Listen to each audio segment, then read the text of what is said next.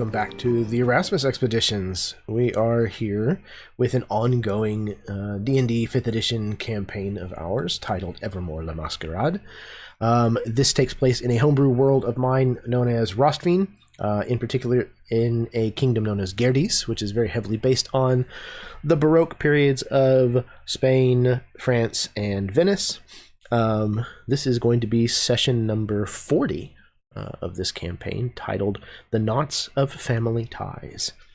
This has been an utter blast so far. I've been wanting to run a campaign set in this kingdom for a very long time, and the last years of this campaign have been a fantastic experience doing so. So I'm very excited to be able to get back to this game as always.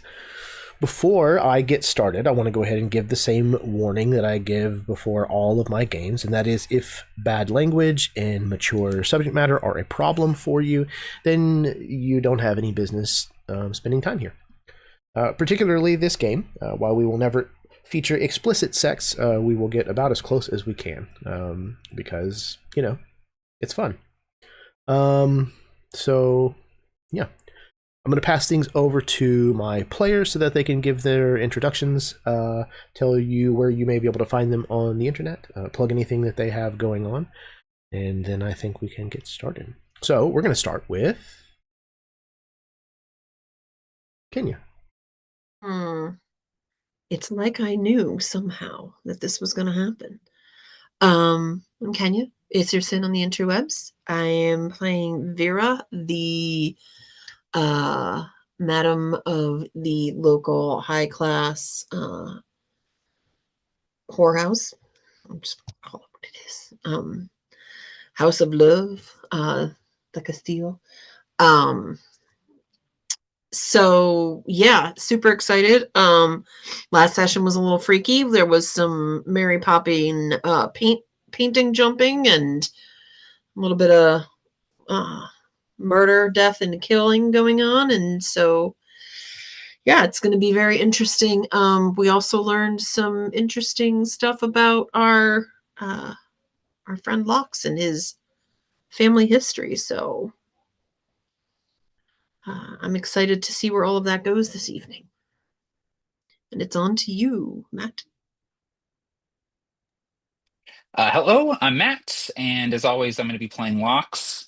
Yeah, last session, we went in that painting. We found a book my dad wrote that had all the like vampire and demon stuff in it.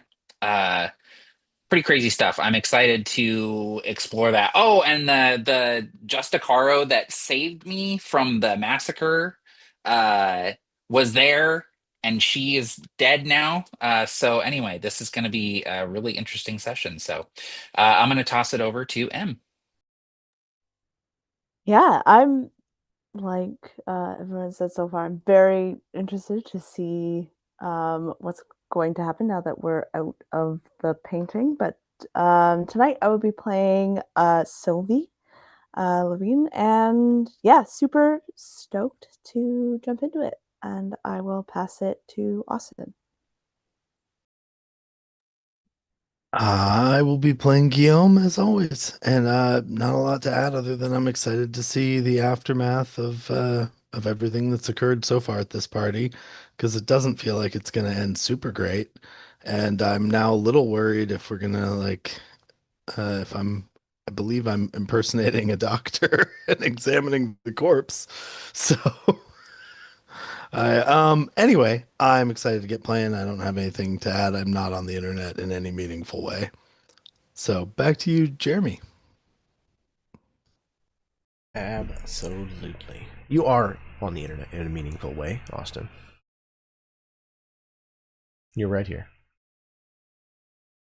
Who is not here is our fifth player, Karen. Hopefully she's able to join us later on. If not, we miss you, Karen. But I think, with that, I think we can go ahead and get started.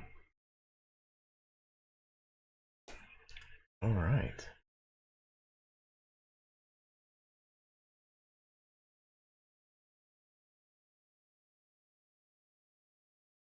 Evening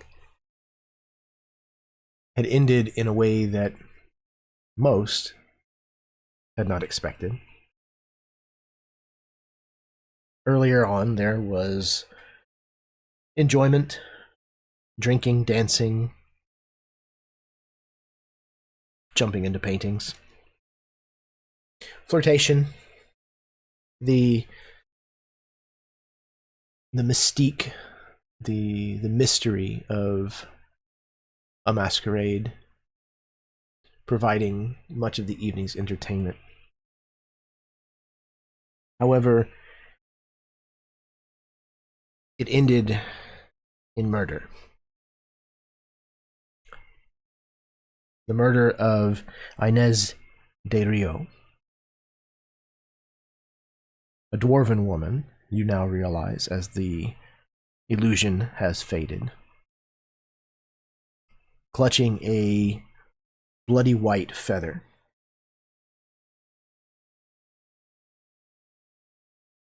This woman not only was recognized by Locks as having been the woman who facilitated his escape as a child from his family's massacre. She is also a member of the Justicaros. In addition to, apparently, being a double agent for the Vicarian spy network that Sylvie is maybe connected with in some way. So, you, with a small amount of deception, managed to whisk the body off into a lone alcove where you could have some privacy for a moment, where you were able to examine a little closer what may have happened to this poor woman. Clearly, being impaled by a spear is the method by which she died. But the party outside of the area where you're kind of currently congregating is definitely kind of devolving into chaos. There's a lot of raised voices, and it's sounding very much like the Justicaros are preventing anyone from leaving before they have a chance to question everyone at the party about what has happened. So you know that it's likely that you're only going to have a few moments before you're discovered. So my question is, in the few moments that you have remaining, what are you doing?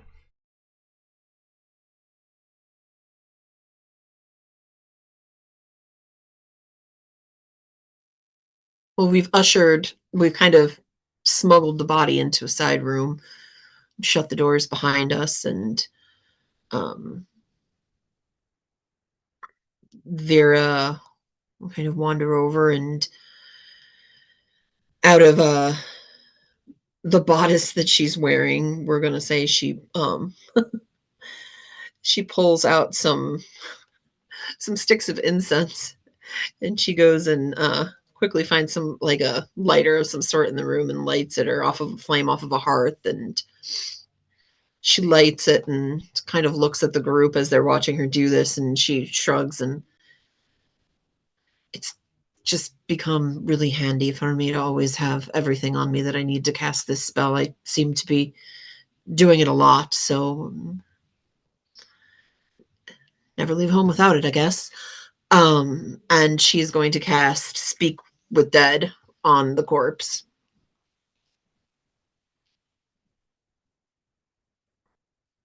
Yeah. I think there's a moment as the incense are burning and Vera is casting this incantation where it just seems more like a funerary rite than anything else. But eventually you notice that the smoke that is trailing from these incense are actually kind of being bent against like the current of the wind, towards this corpse and is entering this dwarven woman's nostrils. And after a few moments of that, she opens her mouth and her eyes, though there is no life to be found there. Bless you. You can see her body is still limp. And she stares open-eyed up towards the ceiling of the room with her mouth agape.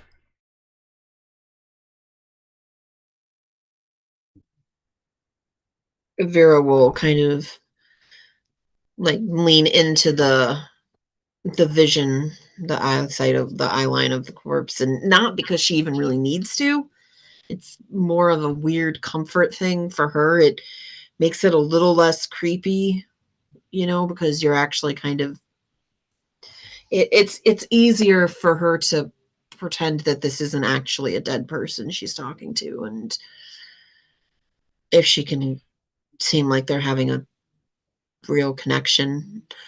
And she kind of shakes her head a little bit at just how much this creeps her out when she does it, and she looks over at the group and, all right, well, I'll start, and if you guys have anything else, let me know.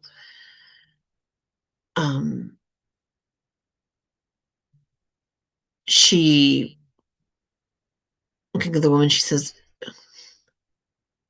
I need to know, why did you spare Locks the night of the Diploma massacre?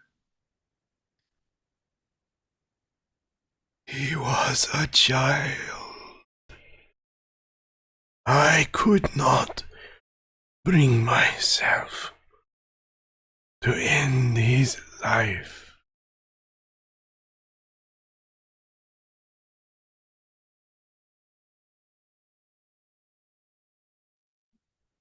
She kind of nods, looking up at Locks. And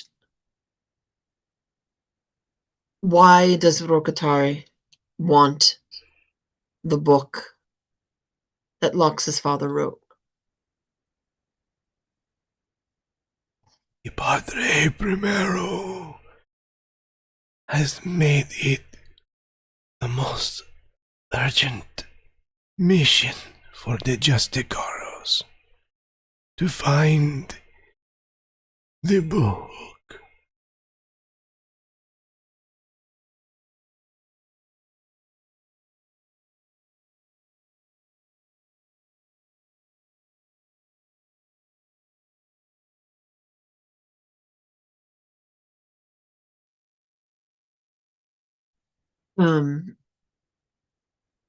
Why does the Padre want the book?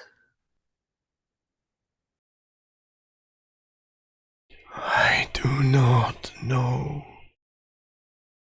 But the rumor is it contains some secret of his power.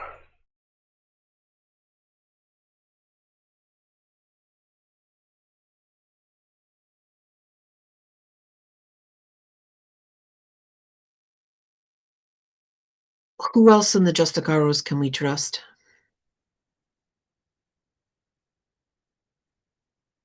There is one you know already.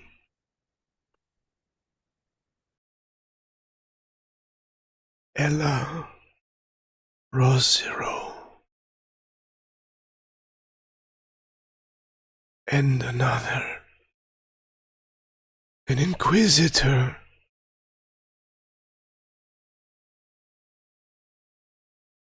By the name of Baspiergi Escalanza. He knows the Saint of Rats.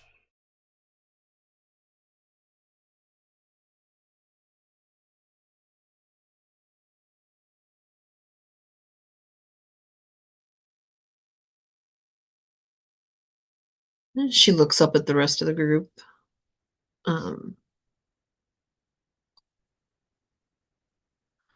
So she kind of like leans to the side so she's not talking to them. So that she's not talking to the dwarven woman. Do we have anything else we want to ask, or should I simply go with who killed you?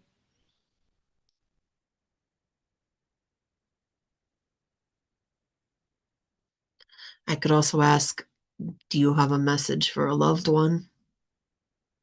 What do you guys want to do?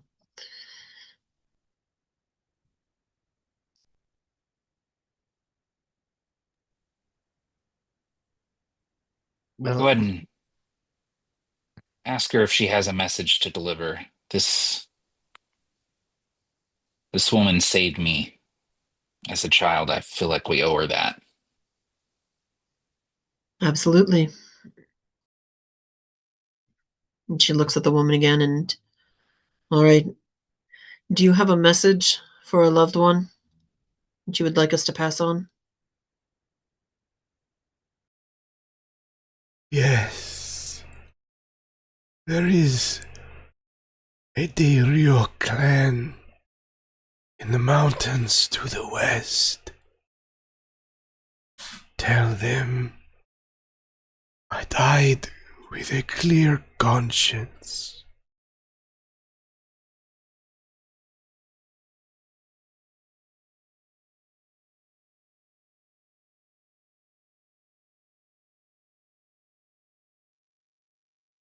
Vera kind of um um she kind of nods, and in a weird way, because it's not necessary, the spell is over. She's asked her 5 questions, and the corpse will do what it does at this point, but almost in an odd like way to pay kind of tribute to what the woman has told them.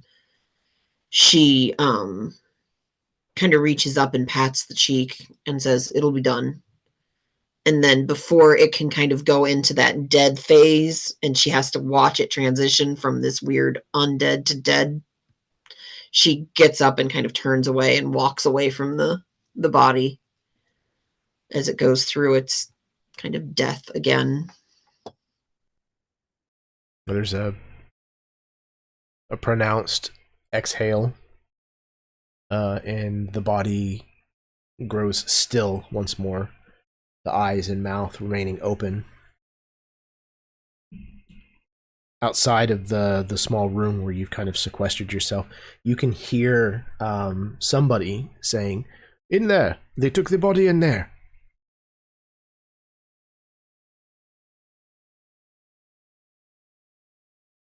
Vera will kind of pat Guillaume on the shoulder real quick before the doors open, and she'll say, "Well, you're up next, Doc." And she'll give him an inspiration for whatever line of bullshit he's gonna have to swing at this next couple minutes.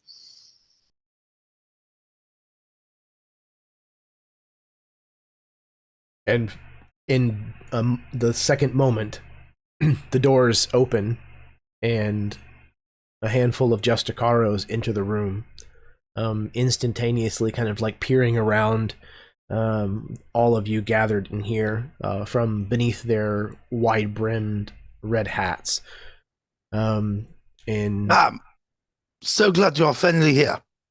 Please, come. You must examine the body yourselves so that I can fully compare notes, but it seems the case is rather obvious. It was an assassin's blade that did the trick. I tried to apply what healing measures I am able, but I am only a man. Please. And I'll just kind of usher, do that, gesture them towards the body. Yeah, one of them kind of like moves towards where the dwarven woman is laid out and kind of does a quick cursory examination while the others kind of stand near the door. And who are you? My name is Dr. Enrico Palazzo. It is a pleasure to meet you. But please, do not tell anyone else at the party. Gestures to the mask. We are working on bringing down the magics now. All identities will be revealed. Of course, this is the smartest way to play things. You must make sure that there are no walls between you and any of the vile suspects out there. Did you get that name? He looks to one of the other Justicaros who has like a a quill and a notebook and is writing. And this other Justicaro kind of nods. Good. And the rest of you, these are members of your practice? Mostly yes. This one, I'll gesture to Locks. Say, this one was just an able-bodied, strapping lad that I asked to help move the body away from all the other people where they may be contaminating it, destroying valuable evidence. Is your name? He says, looking at Locks. Vincenzo Orange. He again nods to the one with the quill, who scribbles quickly. And you? He turns to look at Vera.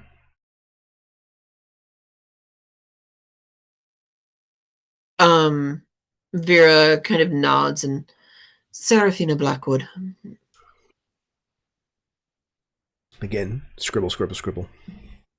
You? He looks to Sylvie. Anna. Escriba. Again, this frantic writing, scratching of this quill. Asks the same of Chimeran.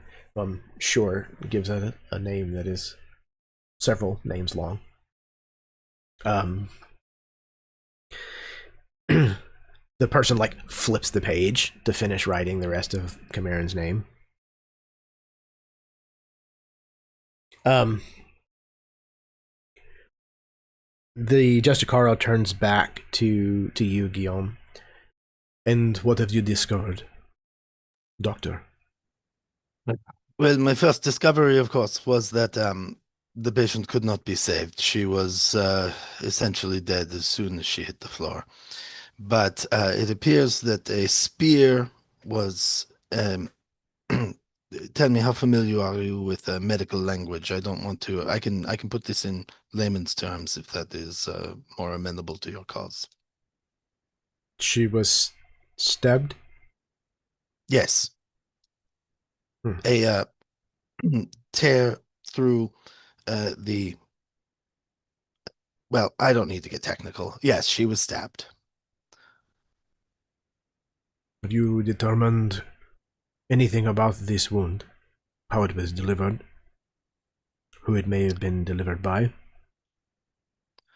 Unfortunately, I was in the other room when it happened. I only heard the shock and, of course, came running because my profession demands. And unfortunately, there was little to be found on the body. The weapon seems to have been withdrawn. One of the other Justicaros from near the door kind of steps forward and whispers to this one that's kind of like laying down this line of questioning. And when he whispers, the first one, the one that has been speaking to you, kind of straightens up, looks at this woman again, and then looks at all of you. This woman is a Justicaro. Really? You like look back at her and all like, then only I wish I could have done more.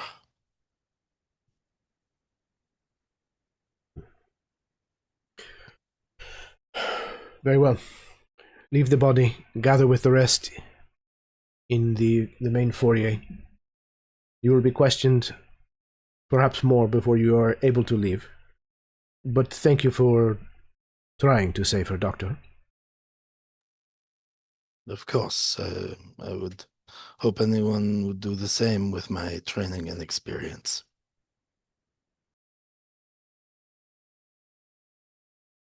Okay. Thank you for your work. And then he'll turn like, come, assistants, you strapping lad.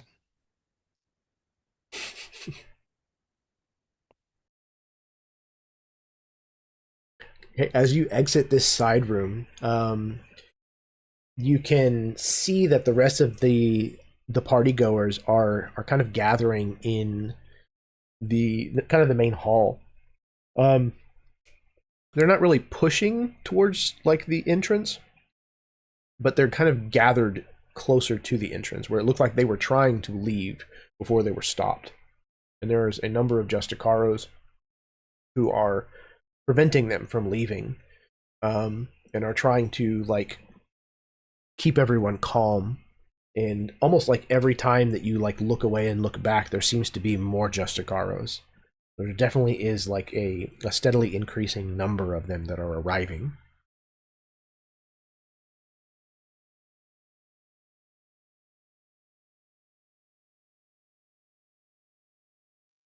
Do do we see Ella at all in the mix of these Jotakaros that are arriving? Ooh. Um, let's see. Roll me a perception roll.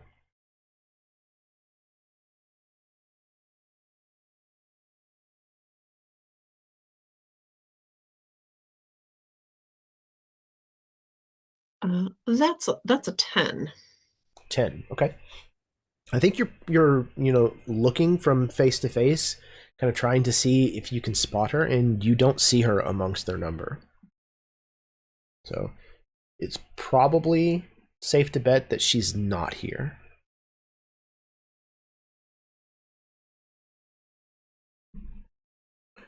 Is there a plan? Are you guys just going to wait until someone Vera's questions you? going to kind of group everyone up kind of close to us, and she's going to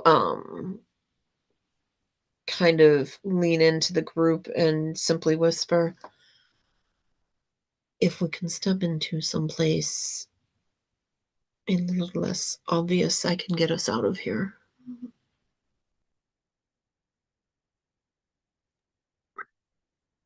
Do it. I think if we wait too long, we're going to get stuck here. All right. We need to find some place, a shadow, something we can walk behind, a curtain, someplace even that we can just kind of tuck into for the minute it takes for me to do this. And she'll start looking around the room, looking for just that. Is there a large kind of curtained area? Is there perhaps a freestanding, like wall divider somewhere? Is there a convenient way that we can all tuck under one of the tables? Just any place we can get to that will allow me to cast the recall spell back to the church and get us out of there. So it's definitely going to take a little bit of effort, because everybody seems to be being brought here. So you think trying to leave this main area might draw some attention, and finding something in this area that is conspicuous enough and large enough to hold your group unseen for a minute might be kind of difficult. So what I would like is for everybody who is kind of in on this search, roll me either an investigation or a stealth, or sneak, whatever it's called, stealth.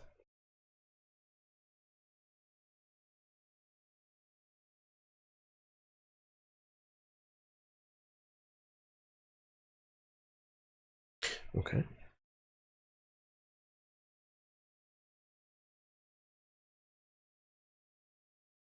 Okay. So, Lox and Sylvie, the two of you, either at the same moment or working together, are able to find such a location. Either one of you, or in part both of you, can tell us what is the place that you've managed to kind of like secret away for a moment.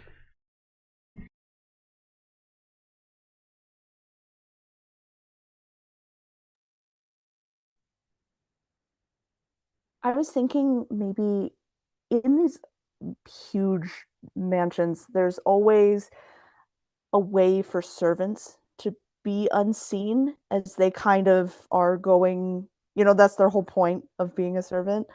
So I imagine maybe Sylvie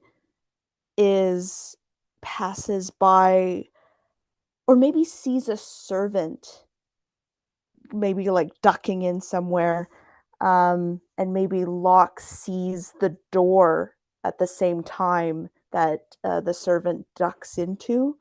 I don't know if that works with you, Matt, but that's what I imagine. It's some kind of like the servant corridor that they can duck into. Excellent. Yeah, so, one of you notices, a servant disappear into this place, and the other happens to notice, how it's opened or activated or what have you. And you manage to make your way over there during one particular exchange from the crowd. Somebody is shouting about being this is ridiculous, and they need to be let to leave. You take that opportunity to slip into this servant's entrance.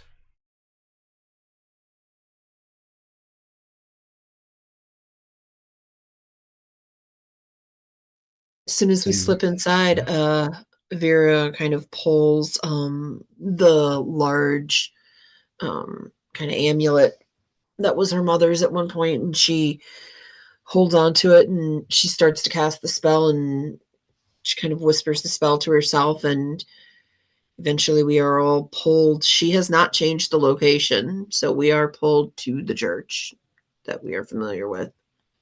I think it is the Temple of Orion, if I'm not mistaken still. Mm-hmm. Okay. Yep, so she gets, so we all pull, and we all kind of land in the temple. It's, very late at night. This, party was in its kind of like last, hurrahs, the last few hours. So it's probably, 3-4 o'clock in the morning. I would imagine that, whoever it is that stays at this temple is probably, roused by the noise of 5 individuals just suddenly appearing. Kind of comes out of their room to check to see what is going on. And this is not the first time that you have used this.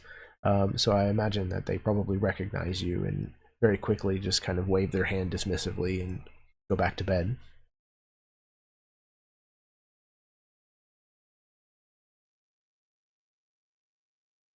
All right. Where to? I'm going to what's up? I was just gonna say, I think we should look through this book, most likely, like flip through this book and try to see if it's obvious uh, why the Padre wants it so bad. And I think there was a name on the page that was open. It was like need to visit somebody again. So there's a name there too we could potentially look into.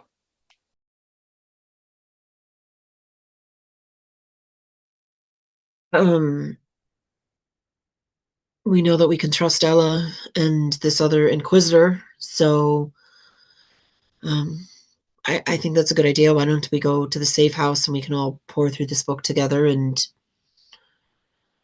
decide what we want to do from there. Before we go, this book, that was our contact that we needed to meet, led us to this book. I feel as though that our Vicarian hosts counted on us finding this book.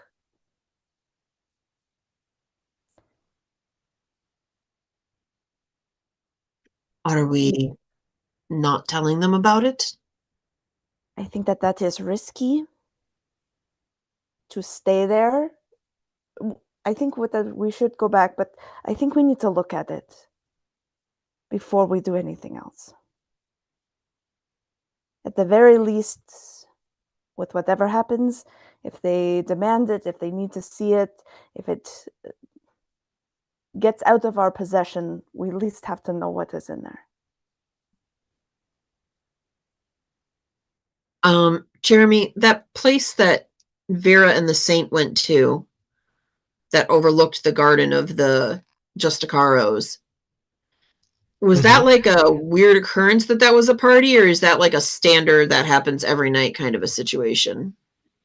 No, it's definitely not an every night kind of thing. But Okay. you know, the people that threw that party definitely throw them on a semi-regular basis.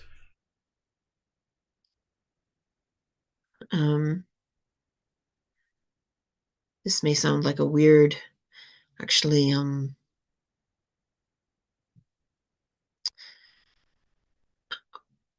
we can't go to the Castillo. I have to figure out what's going on with that. I have to deal with that. I think there might be I think there might be others like me there. What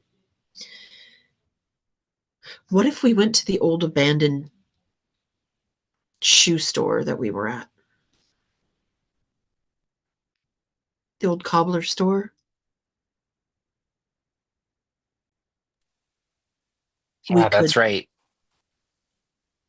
It was abandoned. There was nothing there. We could sneak in and look at this and then head back to our room.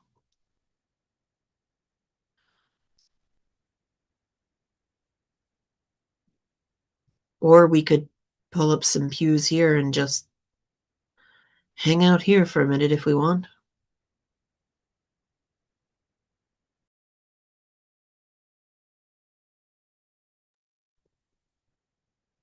Yeah, is the lighting in here good for reading? If so, not currently. That's fair.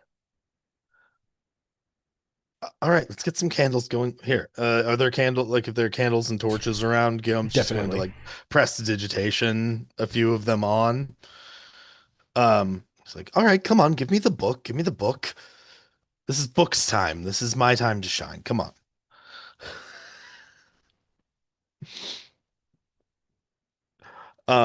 And he's just gonna do a cursory glance, see if it's organized. Table of content. Do we have an index? What are we dealing with? Is there a map in the front? Was this guy writing a fantasy novel? What's going on? So the first thing that you notice, whenever it's produced again, is that this book still looks like it's been painted. It looks the same way that it did inside the painting. But, it's not, wet to the touch or anything else like that. It's not leaving paint wherever, it touches. It just looks like it's been painted. But you open this up, and like I said before, it very much reads like a diary, like a journal, in the beginning. It's kind of, Locke's father's account of running the De Pluma estate. It's got, different kind of accounts listed, the different members of, the household who worked for him, his notes about, just kind of day-to-day life, day-to-day activity. But probably about 6 months before the last entry or so, there starts to be a lot more mention of Lugarico and about something just not quite being right. And like the longer that you read past that point, that becomes a more and more assertive thing. And it apparently became somewhat of an obsession. It seemed as though Locke's father was intent on trying to get to the root of what it was that was bothering him. And it sounds like he was very much on the right track. He suspected that Lugarico was a vampire of incredible age, and was far more connected and far more dangerous than anybody had probably given him credit for. And then it starts to talk about things that some of you recognize, the mothers of Amigazada, things that you have come to discover recently. And apparently, Lox's father suspected that the ritual, the dark ritual that you actually stopped at his castle, that creates the mothers of Amigazada, somehow draws its power from this being he refers to initially as the chained demon. And then eventually, on the page that has the sketch of the chained demon, there is actually a name written, the Griodina. And then there is a phrase that says, speak with Yora Lavioma, a diabolist. She knows. Something to that extent. And then, along with the notations of his suspicions, it also seems like, well, I guess it's not really unfounded paranoia, but there were definitely like increasing paranoid episodes where he was suspicious of someone investigating what he was looking into, and that he thought that he could possibly be in danger. And then the entries stop abruptly.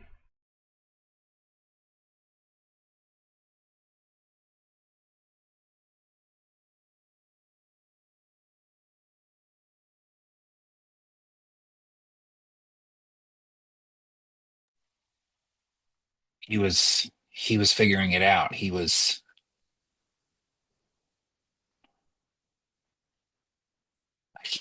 I can't believe that they killed everyone.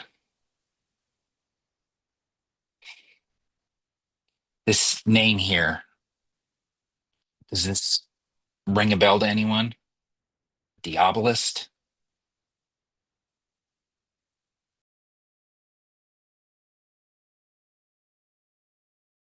I don't imagine that any of you have heard this name before at any point.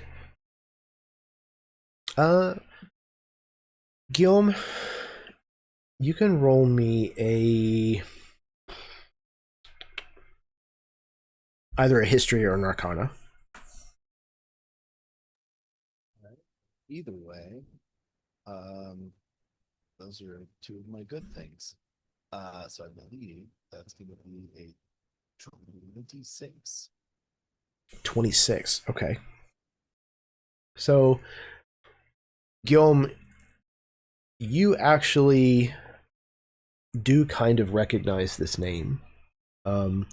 She attended the academy that you have attended. However, she was like several classes ahead of you. So, you know, had graduated, I don't know, a decade before or something. But you know that she was, you know, she excelled at the study of like infernal magics, in particular like planar travel. I've heard the name. The woman was a genius when it comes to other planes and some of the darker demonological subjects.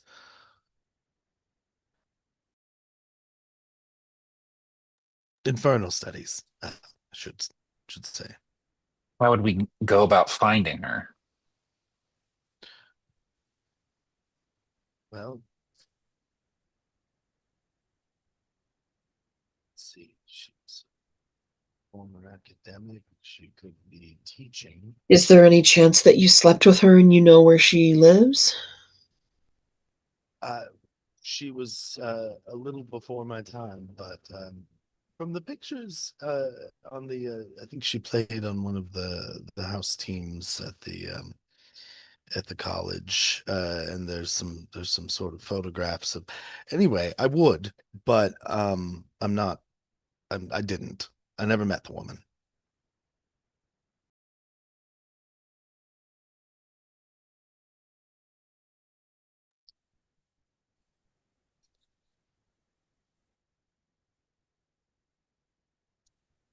No, I don't know how to So find her.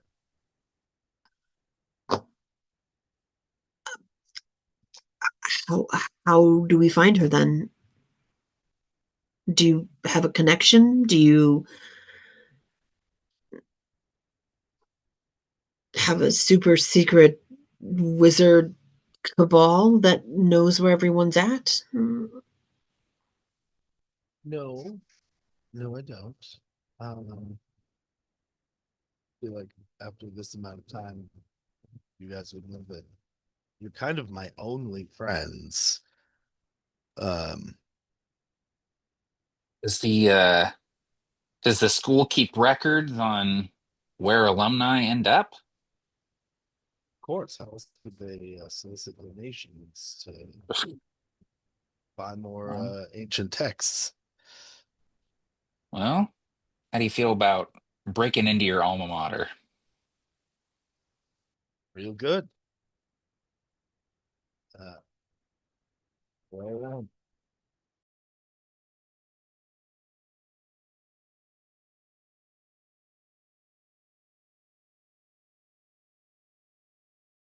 All right.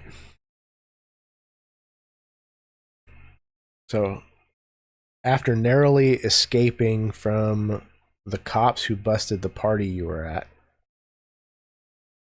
the next step is to break into your old college campus. I mean, all the cops are at the party. If we're gonna do crime, tonight is the night. I'm just saying, this sounds like the plot of a movie I think I've seen before somewhere. about real smart Fantastic. people who get everything they ever wanted in life. That's the movie I've seen. It's gonna be great. Okay. Strangely enough, I don't think this is actually the first time that you have snuck into this campus in this game even. It is not. It was one of the first things that we did together as a group that was semi-illegal, and that's when we discovered our first corpse. I distinctly Second. remember jumping out of the window to avoid the Justicaros. Yeah. Yep, that's right. Yeah, you found your second corpse actually. The first guy died right in front of you in Sylvie's shop.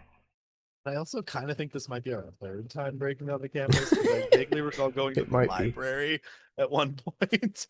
It might be. Perfect. The gang breaks into the school again. Okay. When nerds go bad. So, it sounds like maybe the plan is to head straight there after you leave the Temple of Orion, or you headed back to the safe house first. I think we should go to the safe house just so that they don't think we skipped out on them. That's what Sylvie would recommend. Okay. Yeah, Locks would agree. They're one of our few allies here, so I don't think we want to piss them off. Before we get there, I do want to ask you guys. Listen, I'm not advocating one way or the other. I just want to gauge the temperature of the room. Do we want to tell them that we met up with the contact and that contact was then murdered right after? Or do we want to tell them that we were never able to meet the contact because there was an unexpected murder that drew things to a halt and we were forced to leave before the Justicaros noticed or, realized our identities?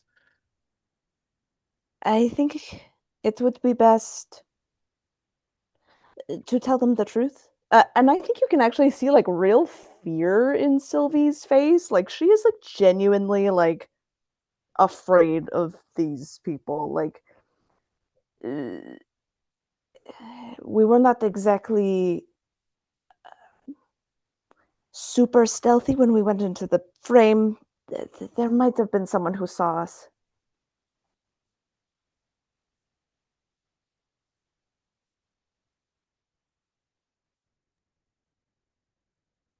Yeah, I I find wasn't that advocating one way or the other, just kind of putting it out there.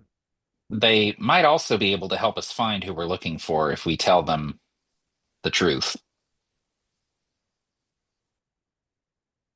Have to give them that.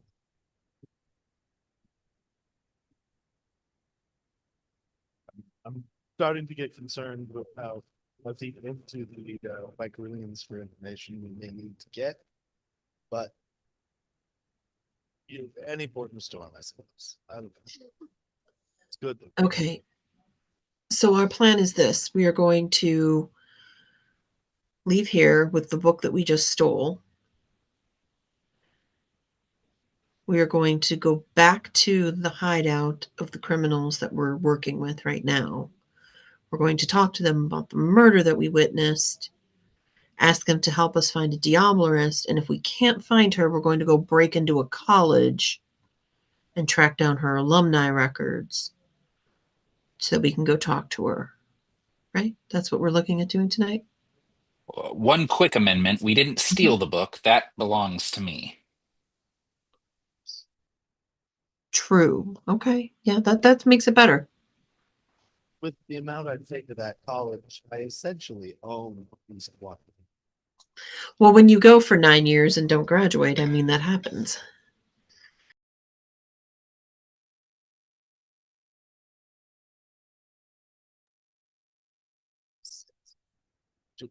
See if it doesn't cancel.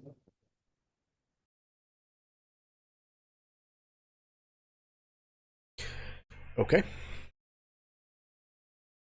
So you return to the safe house with the intention of trying to make contact with the network.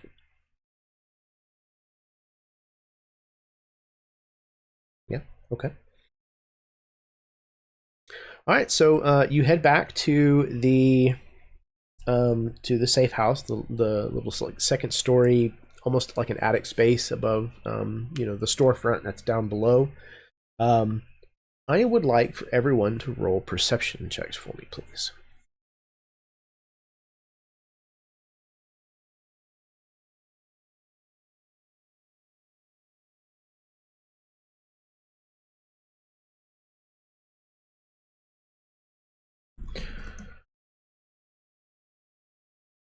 Okay.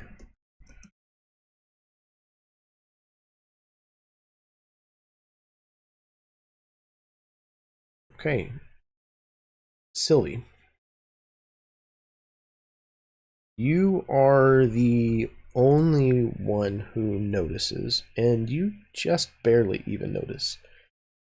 You've all kind of gotten back inside. You've shut the door.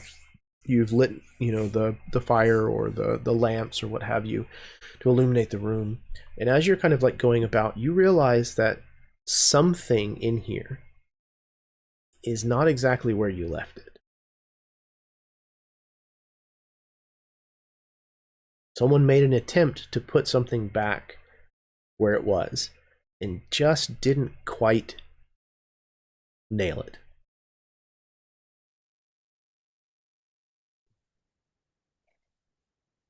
everyone stop as soon as like people come into the room. Somebody has been here.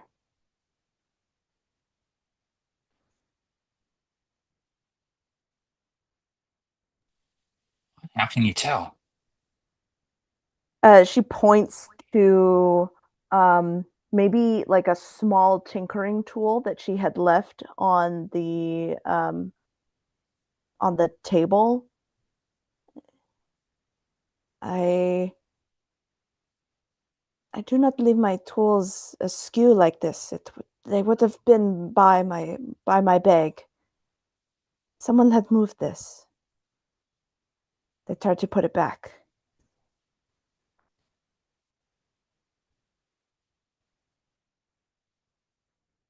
Everyone should check their belongings.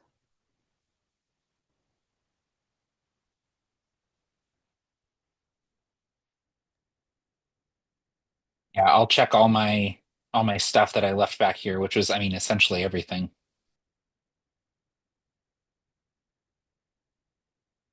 Same. Okay. I mean, looking through your belongings, you don't find anything is missing at all. Everything seems to be there, and it doesn't look like anything extra has been added. Any kind of like strange, devices or runes or damage to anything. But you can kind of tell as you're going through it. It definitely feels like some of it's been kind of messed with, just in slightly different places, not exactly how you left it. Something was rolled up, better, and it's definitely not been, rolled back up as tight. Something like that, where your belongings have decidedly been gone through.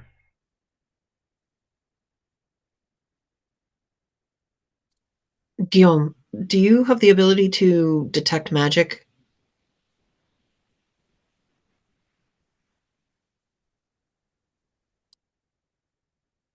Not specifically, no.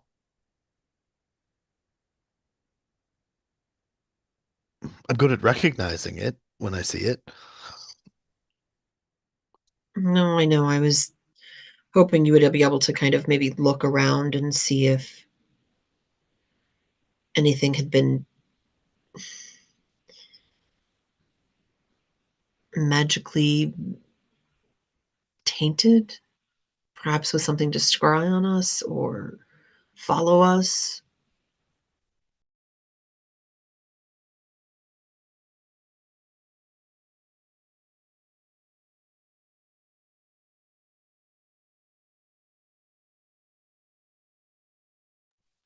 I mean, this is a safe house provided to us by the Vicarians. Do you think they would have come in here and gone through our stuff? He kind of looks at Sylvie.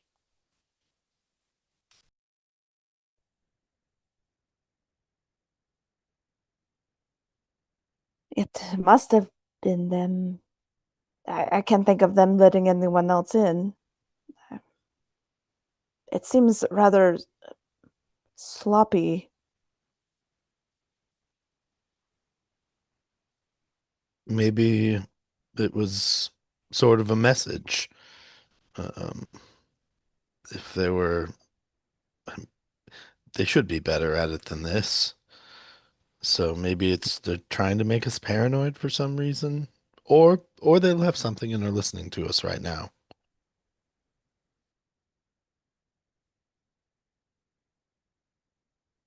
Perhaps the best thing to do is to just take the forward momentum with it and use it as a reason to contact them and then ask them about our other question.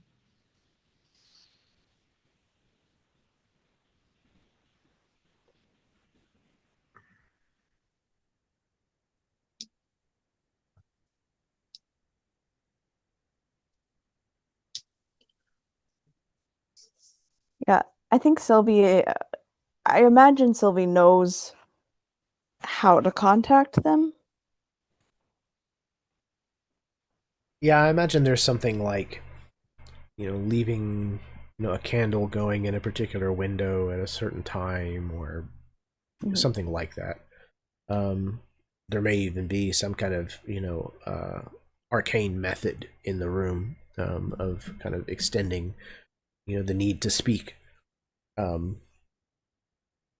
You you activate whatever that method is, um, and wait. There's a decent portion of time that passes, before you can hear, quiet steps mounting the stairs outside, and there is a very soft, almost imperceptible rap on the door.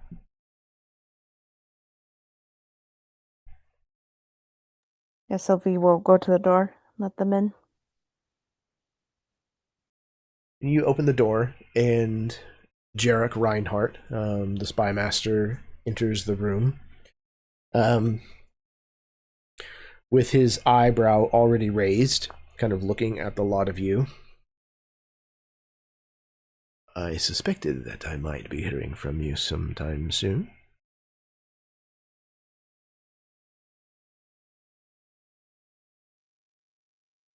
Before we get to matters, actually, quickly before, I think maybe they would have talked. Do we want to confront them right away? That was the plan before Sylvie says anything. Mhm. Yeah. Sylvie, before we get down to the matters, who was in our room while we were gone?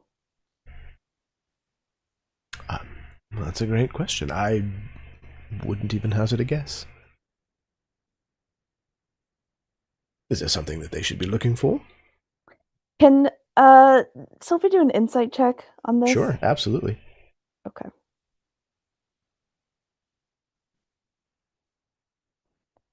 I'm going to, I think I can do this for myself. You can flash yourself if that's what you're trying to do. Yeah, I'm gonna flash myself. Sounds like a fun time.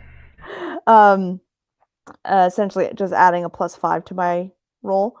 Okay. So that will turn my 12 into 17. Okay. So you try to discern what he might actually mean, if he might actually know something or not. It's very difficult to tell. Okay. There's part of it that seems like maybe he could be toying with you, but it also seems like maybe he genuinely doesn't care. Or maybe he just doesn't even know and isn't even, interested in trying to get to the bottom of it.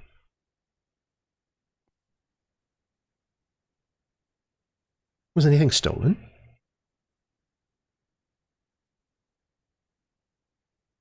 We are still trying to figure that out. Well, if you do discover that anything is missing, then do let me know immediately. I would hate to think that one of our safe houses has been compromised. Truly. That would be quite unfortunate. Indeed. It seems rather strange at this hour that you would summon me to simply complain that you believe that someone has gone through your room. You Surely do there know must that be... is not why we summoned you. Well, maybe I want to hear your side of things. We did as you asked. You did? We did. And was murdering this contact part of what we arranged? It was not. And we didn't. Oh. Well, it would seem that the Justicaros are certainly interested in a certain doctor and his associates who went missing during the inquiry.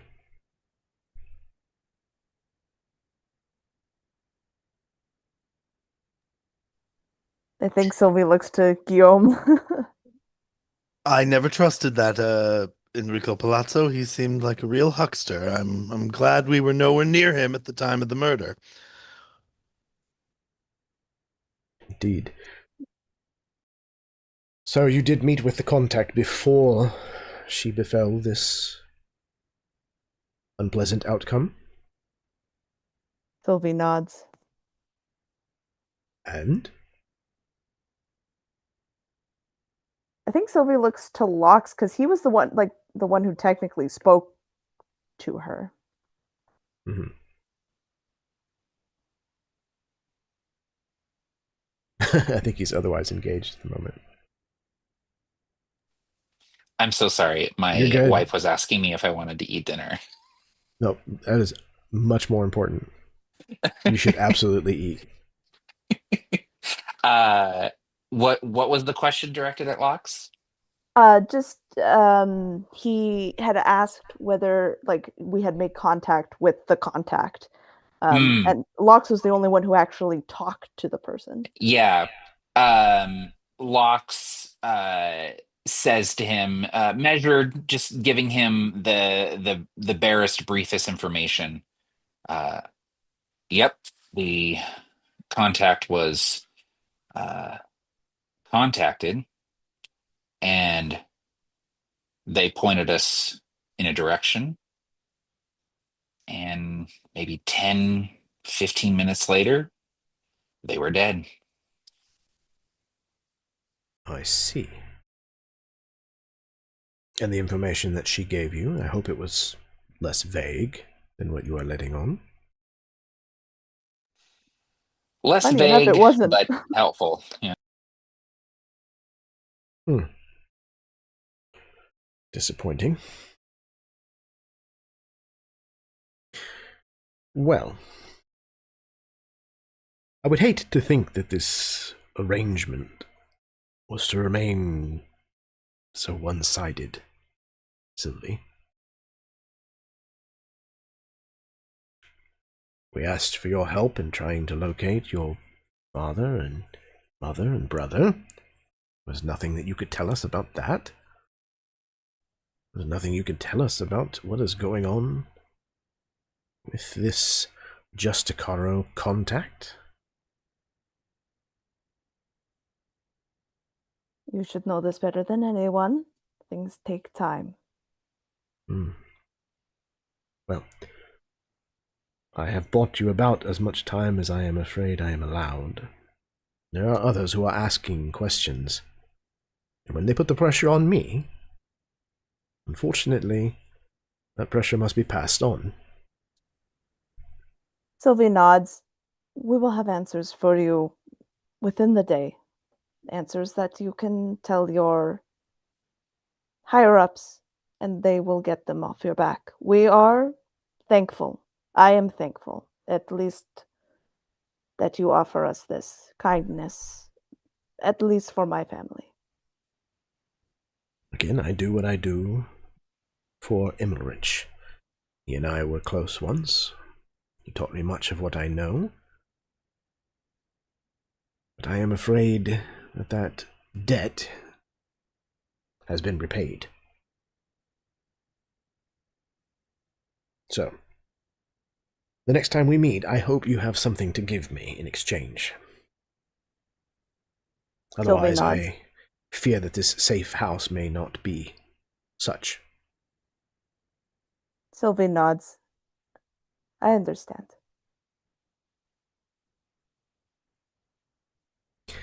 Very well. I will bid you all good night. I hope that you get some rest after your eventful evening. And he kind of turns towards Guillaume, but just before he heads out the door. Oh, go ahead. Oh, no, never mind. I answered my own question. Okay. Just before he leaves, he looks towards Guillaume and nods and says, "Doctor?" Oh no, I actually never graduated. I did do a short quarter of medical studies, but I that one wasn't for me. I should be a doctor of the arcane with uh, I think one more credit, and really I just have to apply for the degree. But Yeah, he absolutely exited at some point during that diatribe. I feel like we should give him something because we also wanted to tell him or ask him for help to find the person. Perhaps. So maybe I'm wondering if as he's leaving, Sylvie maybe stops him. Wait. Yes. There is something. Intriguing. He comes back in and shuts the door. We do not have answers, so we cannot give you much. We're looking into it. As I said, that is not a lie.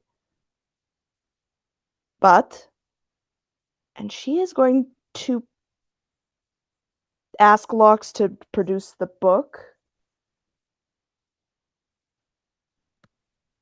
I actually think Vera has the book. Or Vera. She kind of raises an eyebrow at the request for the book, and she reaches behind her back and she undoes the laces on her bodice. And she starts to kind of pull it loose, and instead of right when you're kind of at that moment of like she's either going to take it off or not, she kind of reaches up underneath the bodice and pulls the book out from underneath and then hands it over to Sylvie. All right, this is interesting. He kind of eyes this book with a curious expression. We found this. The contact led us to this book. It's a most strange-looking tome. He kind of takes it and looks to you as if to ask, "May I?" before opening it. We will need it back. As I said, we are gathering more information. But yes, as an act of good faith and for your help, we have wanted to show we are not completely empty-handed.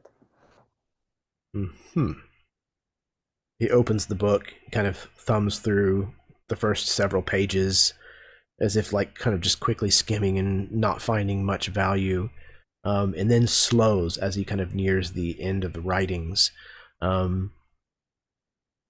He kind of looks at the book and then looks up at you. What makes you think that this is not merely the rumblings of a madman? I think it is the way you slowed and looked at it with more fervor than gets me to believe that you have seen these things. You know these things to be correct, just as we have seen these things and know them to be absolutely true. There are rumblings of some of these that ring true. This bit, and he kind of like holds the book up to show where it's speaking about the ritual being performed, the mothers of Amigazada. Have you seen any of these mothers of Amigazada? We have. Unfortunately, we have seen the death of them as well. Huh. There were a few of them who were persons of interest of ours. They went missing.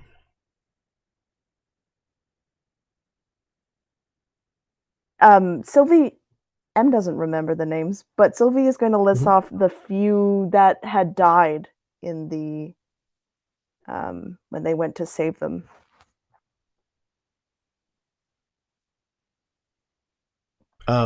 He absolutely recognizes at least one of those names. He shakes his head.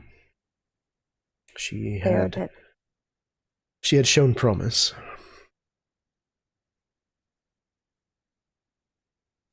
For what? The kind of work that, well, he kind of looks at Sylvie. The trade of secrets. In case you had not guessed, it is with the business that I am in. She was an informant. a keen eye.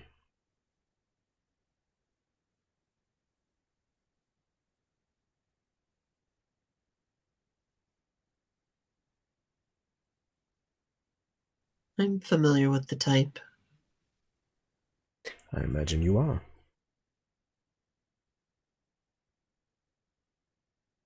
We've been trying for years to get ears within your establishment.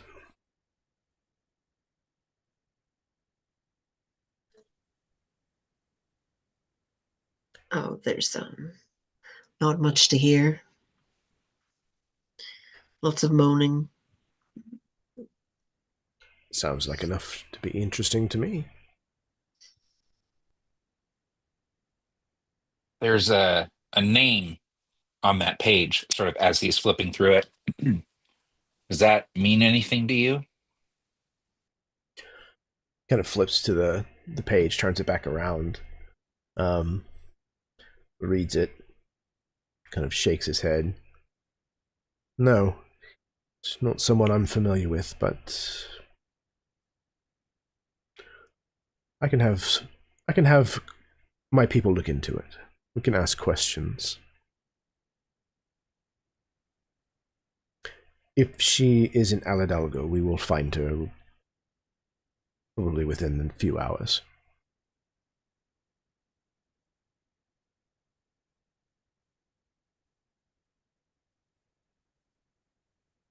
That is who we are looking for next. That is who holds the next set of information that I assume you are also wanting to know. It will be done.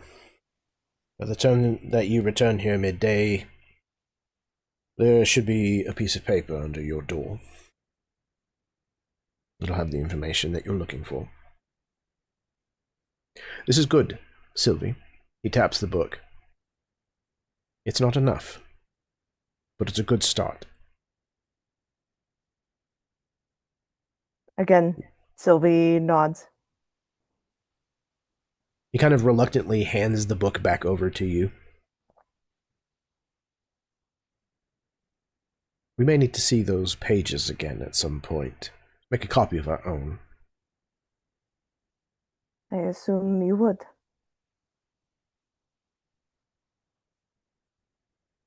Very well. Unless there's anything else. He kind of pauses at the door again. No, that is it. Sleep well. And he exits.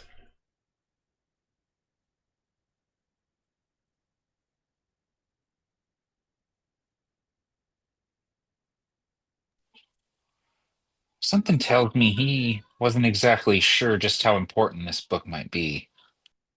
I don't think he knows what it is. Otherwise, he would not be so willing to give it back to us. Our room's fine.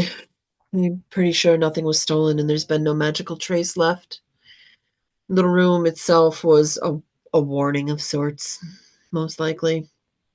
A simple, we can if we want to, so we will. That is just very unusual to me. They are not ones for like a show of threat like that. It is usually when they strike hard and true, not these half-hearted. He seems to have a soft spot for you, though. Not for me. Certainly not for me. My father. He did a lot. He did a lot for Vicarill, more than anyone ever should in their lifetime. Lox shares a meaningful glance with Sylvie and says, well, we're all defined by the legacies of our fathers, aren't we?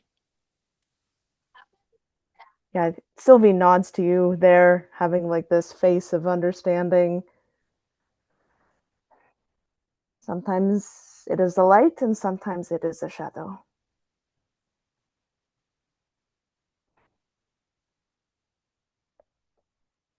Well, he offered to find the Diabolus for us, we may be better served with a good night's rest than breaking into the school. I know you were excited, Guillaume, but That's fine. I can do that later in my off time.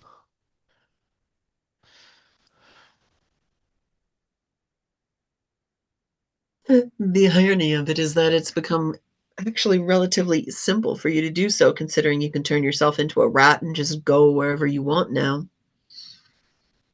I know once I'm out of this and I go back to attending the university full time, I'm going to take advantage of that so often because the library does close every once in a while for a few hours, but not for me. Oh, not for me. I'll be in that library 24/7 a rat as who soon can as I read, the clear the murder power's too charge. great for one man. Most people would say, "Oh, I'm going to be an I'll ace every single test. I know where I'll get all the test answers. I'll know where everything is going to be, copies in advance." No, not our Guillaume. Our sweet, sweet and simple Guillaume just wants more time in the library. If I cheat on the test, how will I know how much better I truly am than everyone else taking the same test?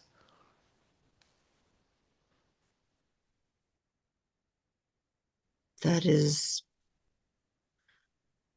a unique viewpoint.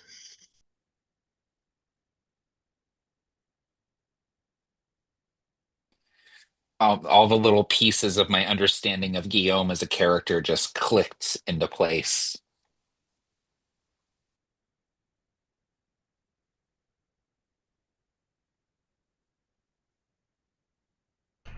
Excellent. Okay. So it sounds like maybe taking a long rest, waiting for them to hopefully get back to you with a possible location. Yeah. Okay. Sounds about right, yeah. All right.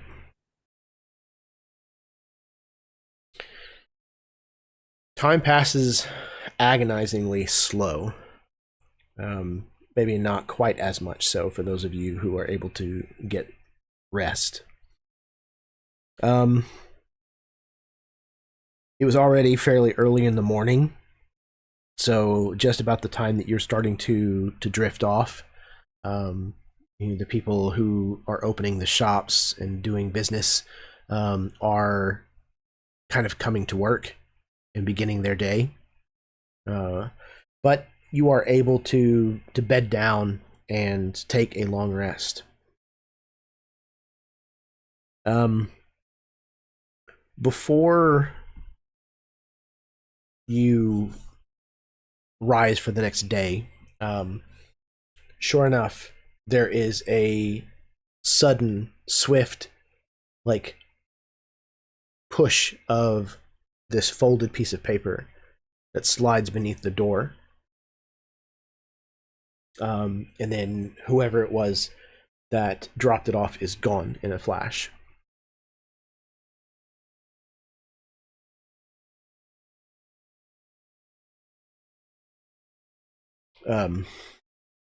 Whoever it is that retrieves the paper, once you unfold it, you see a location written upon it and nothing else.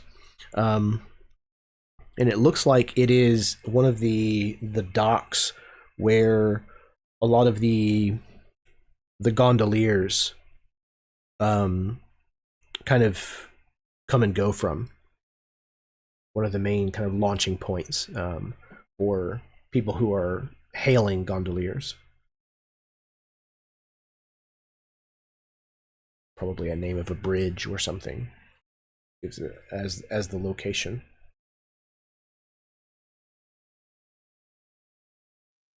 Well, we have our location.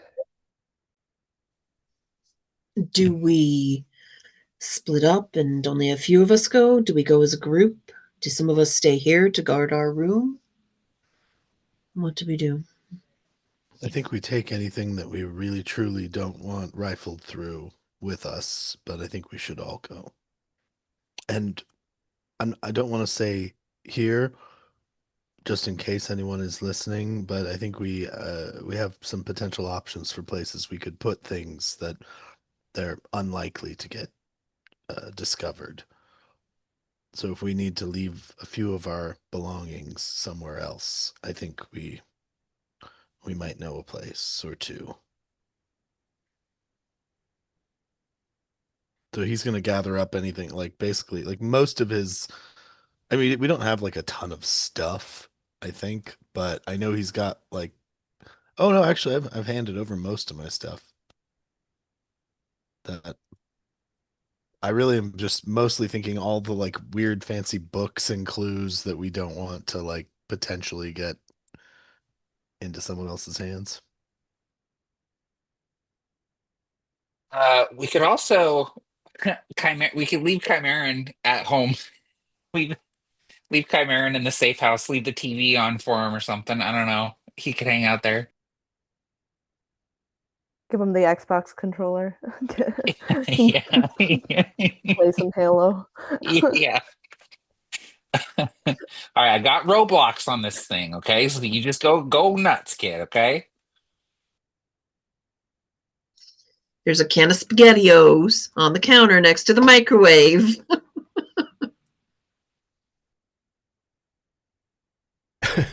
I love the Yeah, I thought like that that idea. Chimeran is a latchkey kid. Sorry, Em, go ahead. No, I think that's a good idea that we have Yeah. someone who stays. Yeah. Perfect. Okay. So you gather the things that you feel like you might need for the day and head out into the city. Again, you're struck by the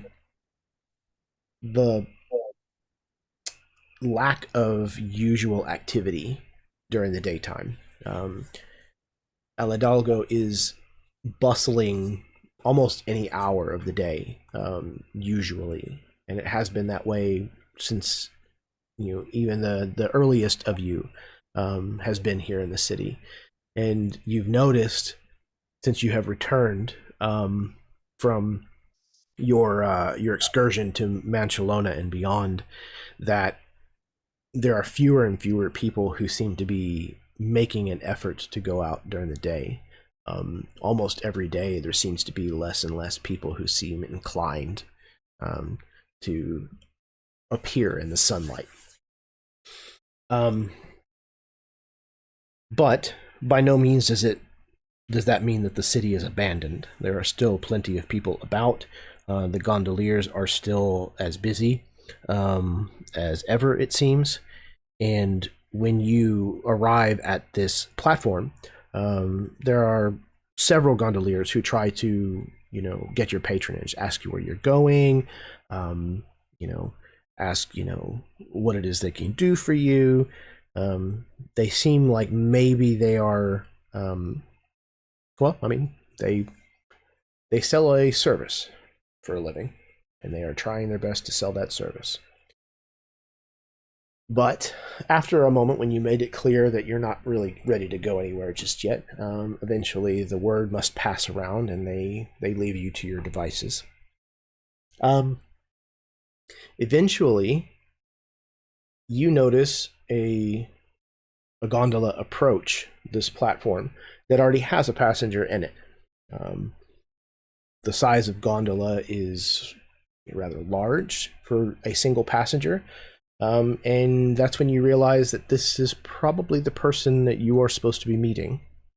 You can see that she is dressed almost entirely in like black. There's a lot of lace, and she has a dark veil hanging in front of her face. The gondolier steers kind of up to the platform, and she looks in your direction and just simply like extends a hand and slowly curls her fingers.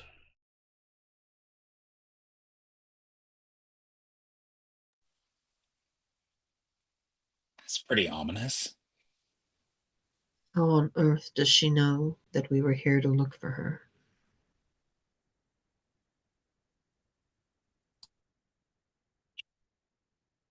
I don't know, but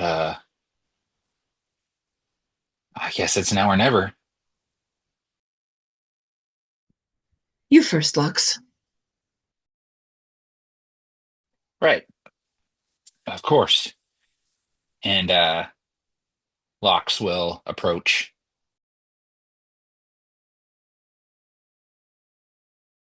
You have no problem, climbing into the gondola, and she just kind of wordlessly kind of gestures to one of the empty seats.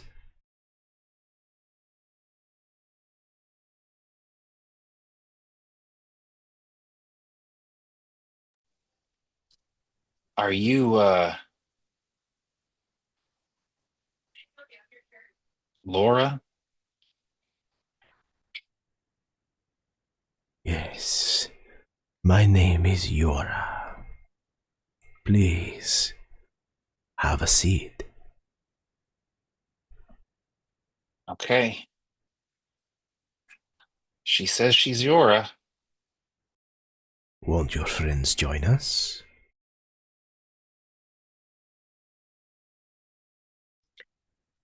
Seeing that Lox has not entered some weird black abyss and gotten his soul sucked by the woman upon entry, Vera will step down into the gondola and take a seat.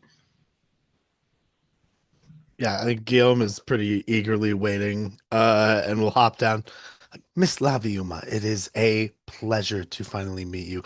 I read your thesis on the demon versus devil misconceptions, and I really thought it was brilliant work. I think you really you inspired me to pursue a degree in infernal studies myself. I didn't complete that degree. Uh, I started actually having really terrible nightmares. I'm sorry, we're getting off track, but it's a pleasure to meet you. She simply nods.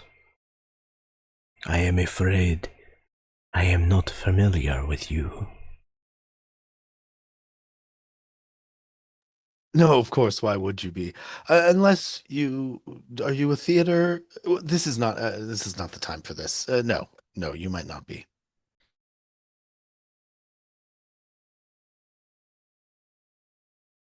Is anybody not getting into the gondola?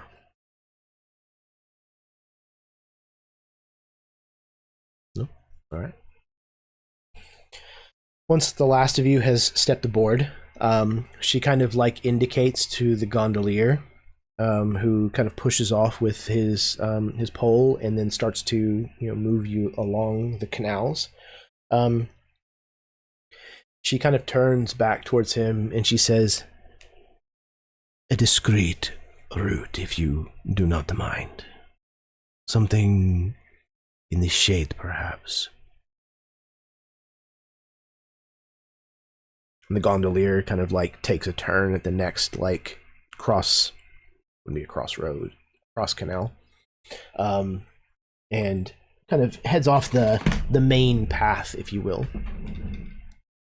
Slightly more residential area.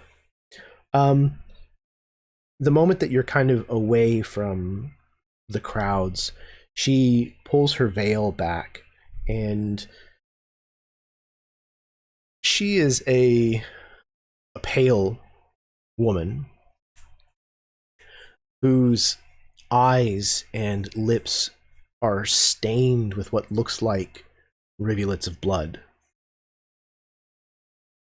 Her eyes themselves are milky white, cataract, and she has this strange pattern on her forehead that looks maybe chakran in design.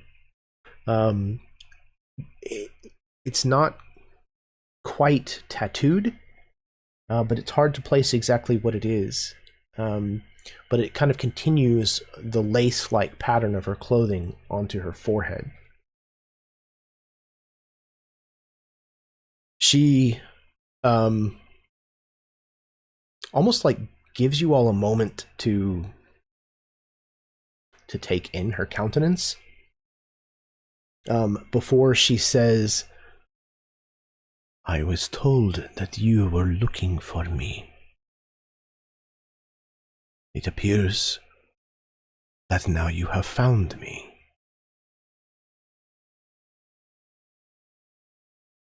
So the question then becomes, what now? Well, do you know who we are? No. And how did you know we were coming? It was a friend who told me that a group was looking for me, and that they would be known by the arms and armor they wear. You are very obviously not mere adolescents. You are either adventurers, mercenaries, or spies.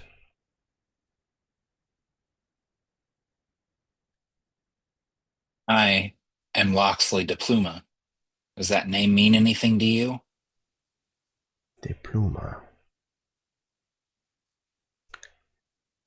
Yes. I have known a De Pluma once before. Some time ago. My father.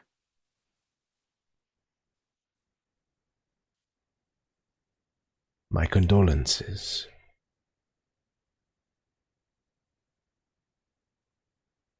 He wrote your name in his journal, said that he needed to meet with you again. He, Lox looks to his companions. I think we'd like to know what you met with my father about and why he would need to talk to you again.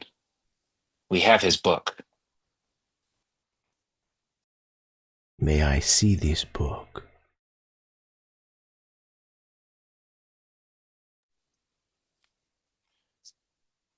Yes, we need it back. Oh, did we leave it behind? No. Okay, Vera has it. Okay, cool. Yeah, Vera pulls it out of one of the many folds of her skirt where she's got. It's like a Mary Poppins bag up in there. You never know what you're getting out. So she just Her kind of Zelda pulls pocket. the book out and hands it over. Okay. An entire ham sandwich? When did I even make this?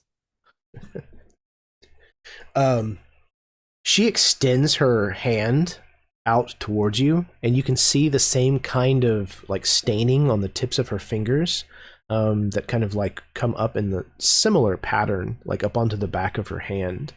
And in the center of her palm, there looks to be a blood-stained. It's not a wound, but it's almost like what a wound would leave behind. It's in the shape of a wound, but there's no like texture to it. But it is the same red staining as her eyes. It is what we would recognize as a stigmata. She extends this hand out towards you, almost like her arm kind of reaches across effortlessly. Like she doesn't have to lean forward. It's almost like her arm crosses an impossible distance to take this book from you, Vera. Vera will hand it over, but as she is, she'll actually lock eyes with the woman for a moment before handing it over to her. Okay. When you lock eyes with her, Vera, for the briefest of moments, you see a familiar flash. Again, in the presence of an enormous horned being wrapped in chains. This Grayadina that you have seen before. And then just as quickly as it popped into your mind's eye, it's gone.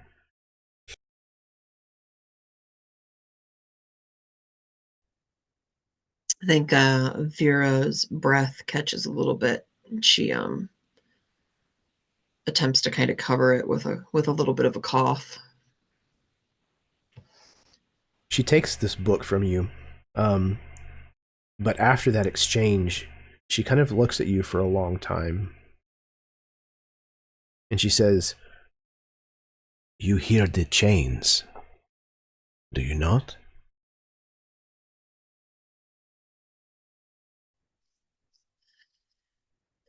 Vera will look at her again, and she'll just kind of give her one quick nod. He seeks to be freed. That is why he reaches out to you.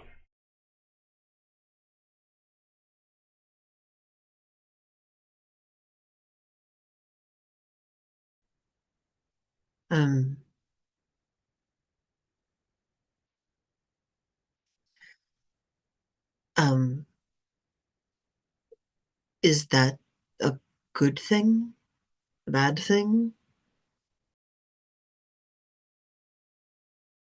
She kind of shrugs. I am not in the business of morality.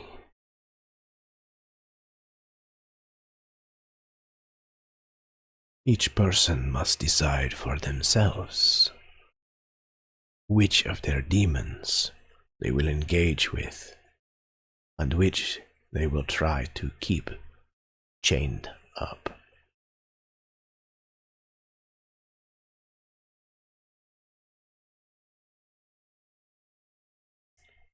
Does he give you powers?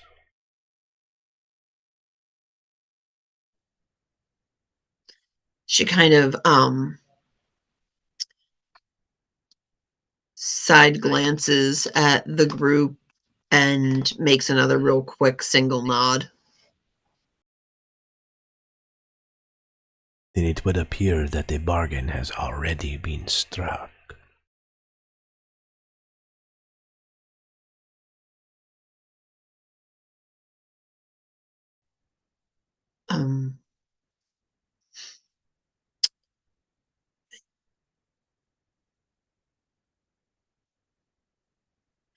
I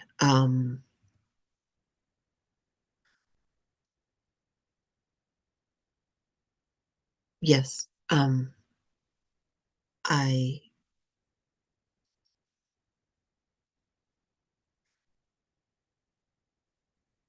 I may have I helped him break a chain.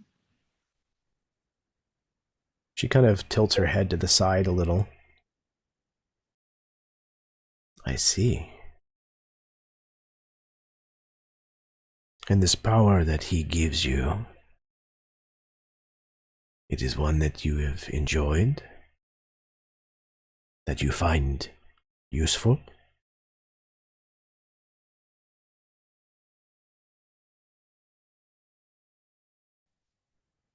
It has saved us more than once. And if you were to be offered more, would you take it?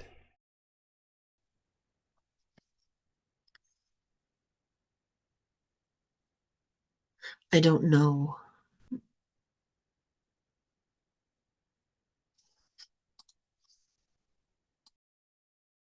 You should be aware that there is not a gain in power without a loss somewhere else. It is an exchange.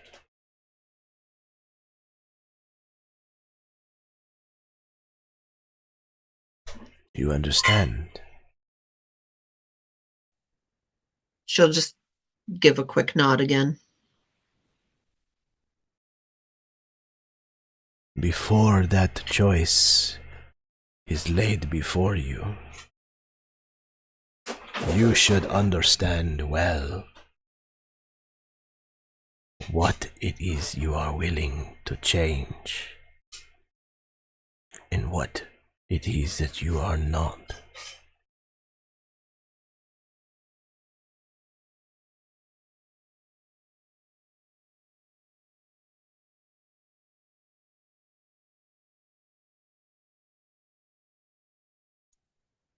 Just I will consider your words.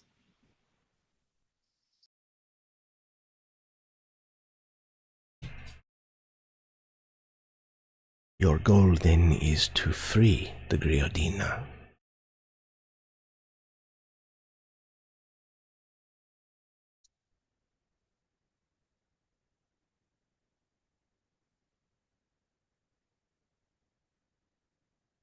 Is it not?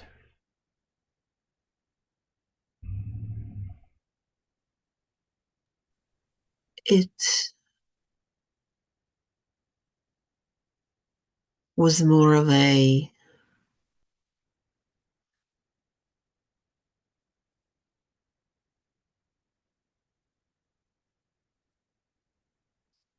it was to get the tool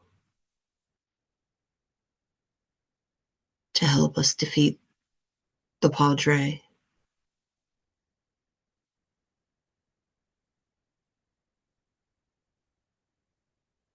It was an exchange of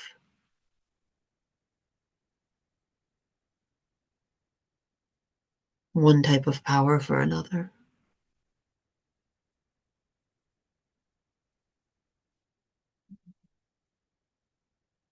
Your patron, the Griodina, is being held against his will. Like all beings, he wishes nothing more than to be set free.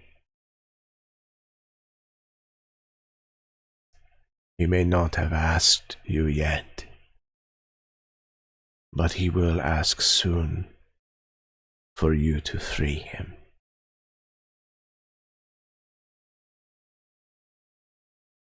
By freeing him, he will no doubt give you great power.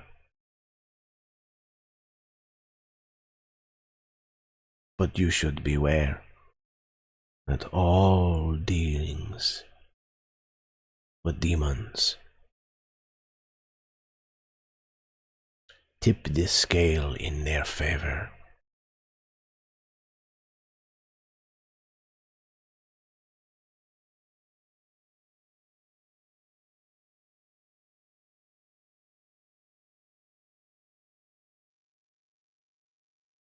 Is that who do you worship? That demon? I am not one for worship, but I have made my contracts. This is true. I too have power. Power that I have traded much for. It is not to say I regret my decisions. It has given me great insight and wisdom.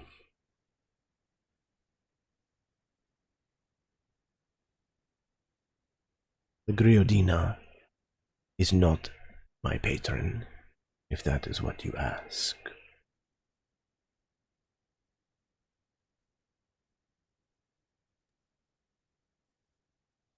Listen, you're far more studied in this whole thing than any of us. So I have to ask, do you know what he would do if freed? What sort of demon is he? It. Like many demons, his designs are all his own, but they are never going to be beneficial to this realm. If he has designs on your world, it is best perhaps that he remains in bondage.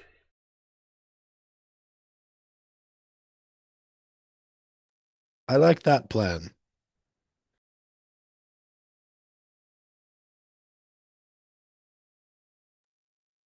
That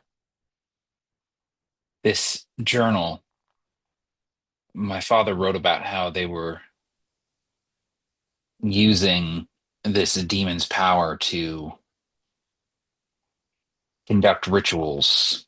Is it possible that they have some sort of agreement, or are they the ones chaining this demon?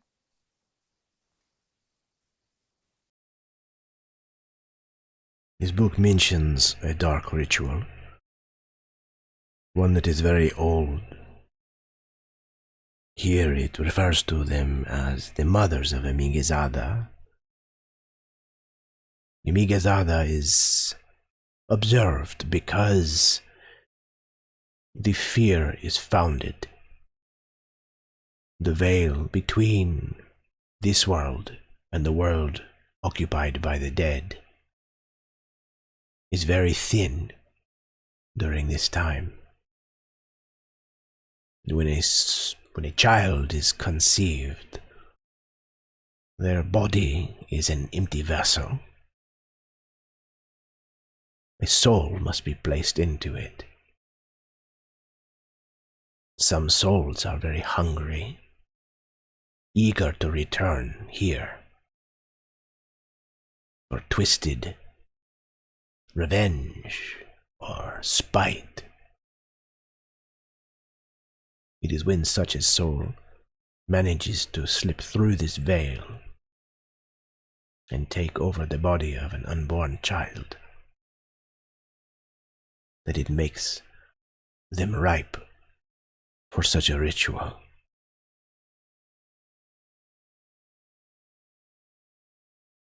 I believe the Padre Primero has found a way to twist these beings even further into some form of monster. Not merely corrupted on the inside, but also on the outside. To what end, I cannot be certain. But a demon's power is certainly strong enough to conduct such a dark ritual. Griodina certainly is a more powerful demon,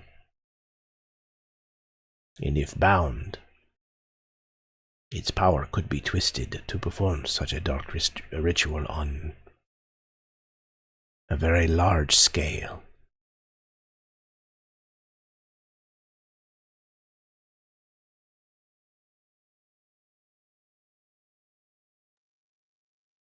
For purely academic reasons, I must ask, how killable are demons in your vast learning?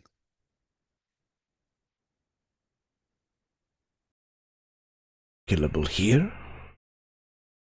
She kind of shakes her head. Not very. You see, when they die here, they merely return to their plane of existence, where they rejuvenate and usually plot revenge on the people who foiled their attempts. If you can catch a demon in its home, however, and manage to overcome it,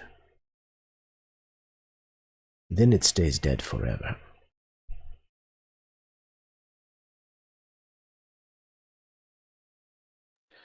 And by its home, you mean the other realm? The Well, 9 that levels seems... of hell, yes. Yes. Okay. That that seems less than achievable. Oh, it is very achievable.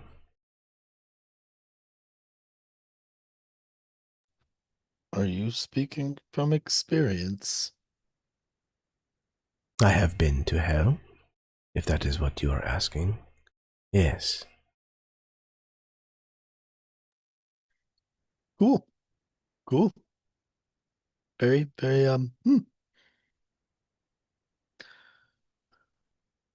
Well, anybody else that got any questions? If you seek to free the Griodina, you too will have to go to hell.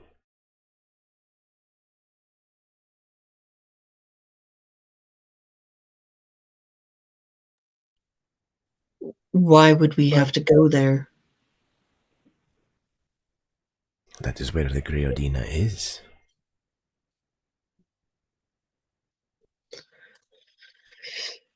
Okay. You've been there, so you know how to get there again? Of course.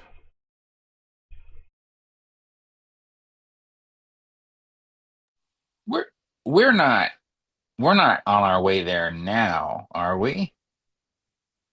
No. There would be Okay. much to prepare before you made such a journey. I just didn't. That's good. That's good. I do not believe that you are. She kind of like somewhat glances in Guillaume's direction. Quite ready.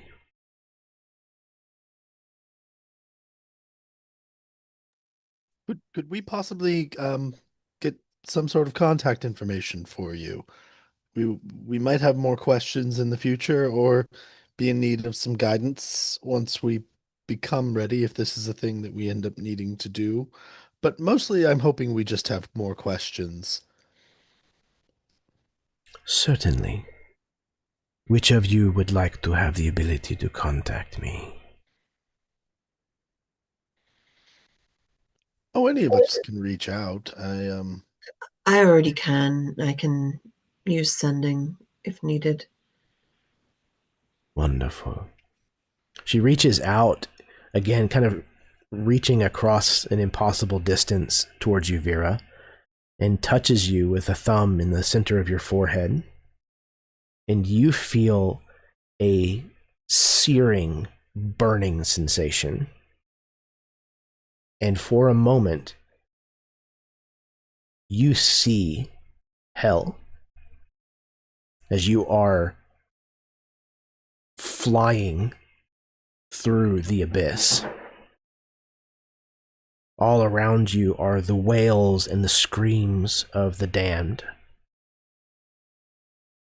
twisted and malformed in their infinite penance. Fire and sulfur and darkness loom all around you, and you can feel your skin melting off of your bones. And you suddenly feel this sensation like you have fallen off of something, and there is an abrupt stop. And you find yourself back in this gondola.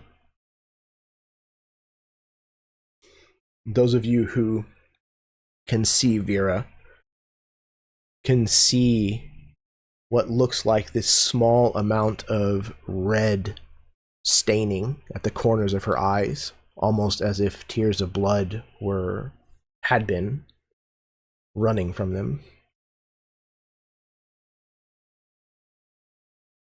If you wish to reach out and contact me again,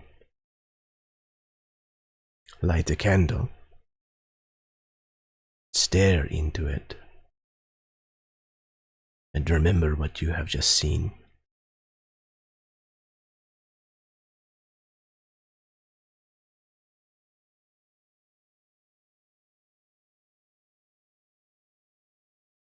Vera will just give her that single nod again, not saying anything.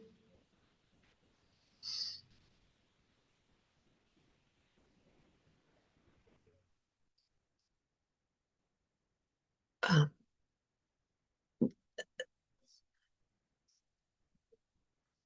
we should uh, we should probably ask you other things. The Padre, What do you know about him, about his people, his um I'm assuming you probably know what he is, right? I know that he is dangerous and powerful.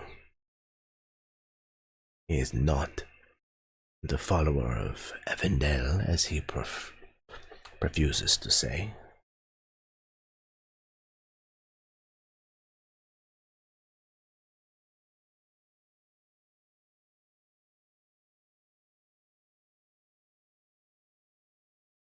Do you know something else?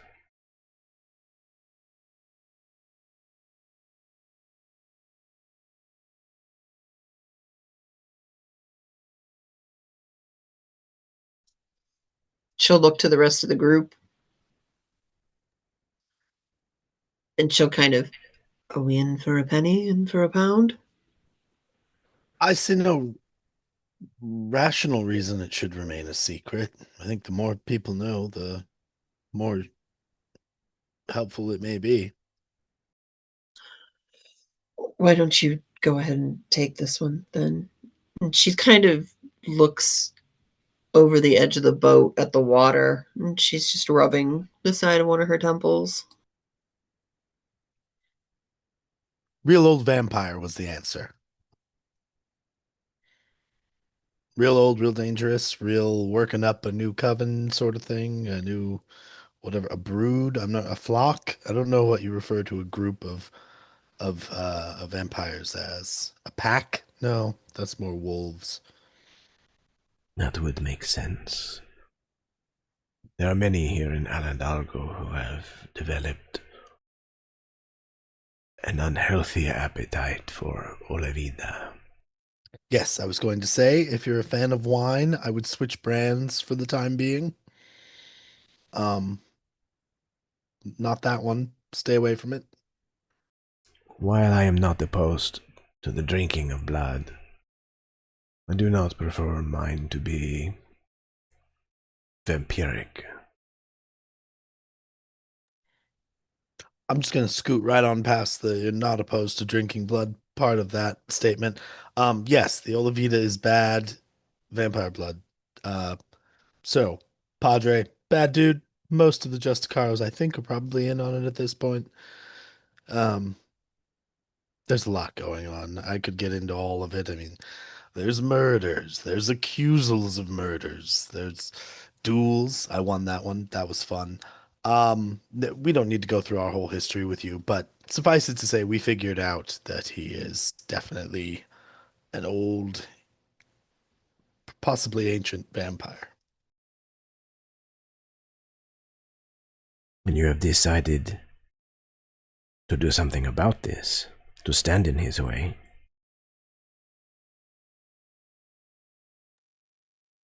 If I'm being honest, it was sort of thrust upon us.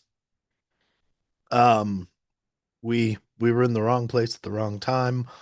Saw something, it sort of kick started a whole chain of events, but um we're at least trying to get ourselves out of hot water and clear my name, obviously. Um but you don't know my name, so it's fine. Um you do, I don't have to explain. He Anyways, says, so it's you what are we're doing now. not adventurers or mercenaries or spies. You are heroes. Ooh, I don't know if I'd use the That's a throwing that word around. yeah, that's a pretty loaded word. I don't know. I think we're victims of circumstance. Hmm. Well, I think that for the moment at least we have gotten to know each other well enough. She kind of indicates to the gondolier, who very quickly kind of like starts to make his way over towards another platform. You know how to reach me if you need to get in touch. Until then, tread carefully. She stands and kind of makes her way off of the gondola onto this platform and moves into a narrow alley that's shrouded in shadow, and from all you can tell, disappears into it.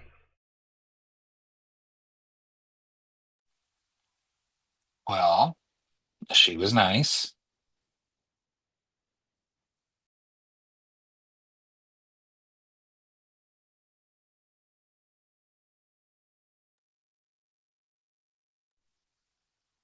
Vera, you okay?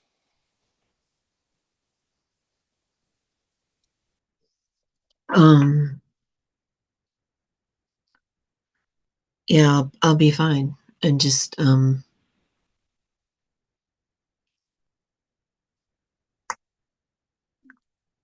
that was not a pleasant experience.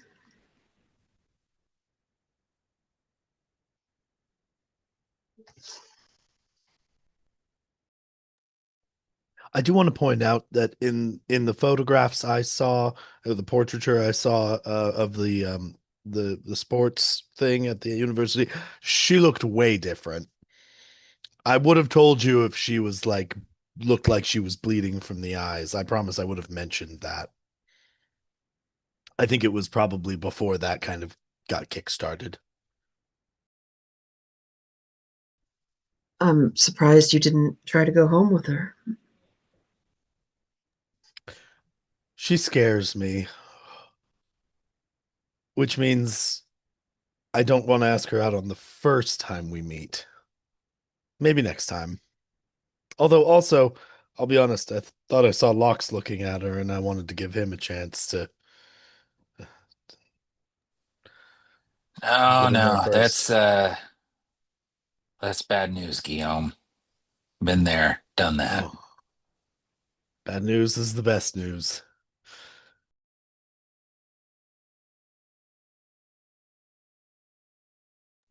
Like, you guys have seen my ex-girlfriend, right?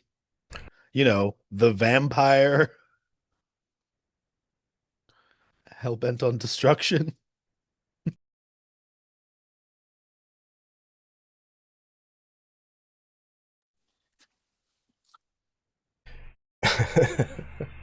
Okay, perfect. All right, I think we're gonna go ahead and take our break here. We're a little bit late, but we're gonna go ahead and take a 10-minute bio, refill your drinks, smoke them if you got them, kiss your spouse, etc., etc. And then whenever we come back, we'll finish up the last bit of what we have for session 40 of Evermore le Masquerade, the knots of family ties. So sit tight, and we will be right back.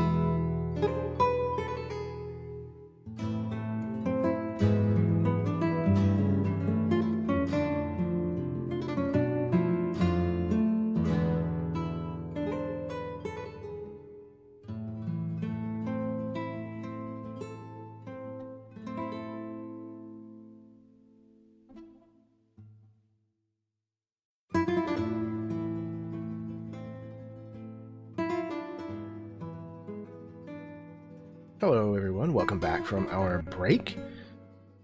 This is session number 40 of Evermore le Masquerade, titled The Knots of Family Ties.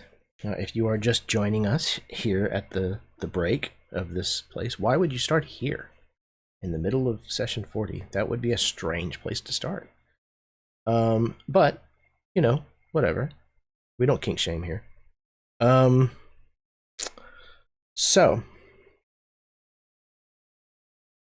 our heroes have just met with an interesting individual, a diabolist, named Yora Laviuna, who may or may not have shed some more light on a new acquaintance of Vera's. And possibly even how this individual, this entity, might be connected to some of what is going on here in Aladalgo. So, you are left with a gondola of your own for the time being. Where to? Where are you headed? What is the conversation on this lovely little gondola ride?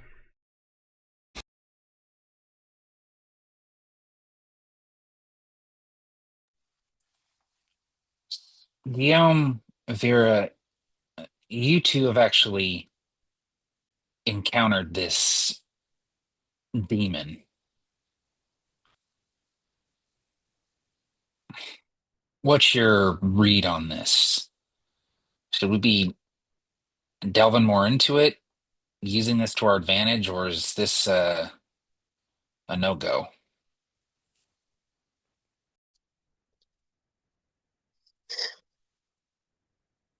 I, I don't really know. I mean, I guess my initial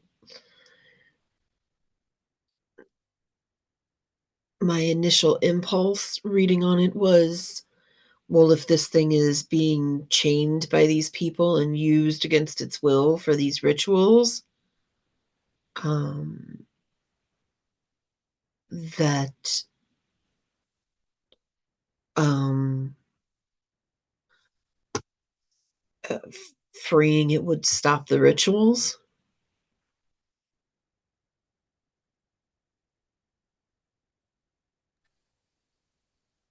And Freeing it seems like a mistake. are we sure that it's the Padre who has this thing chained? What if it's chained by something else for some other reason, and releasing it just makes the situation worse?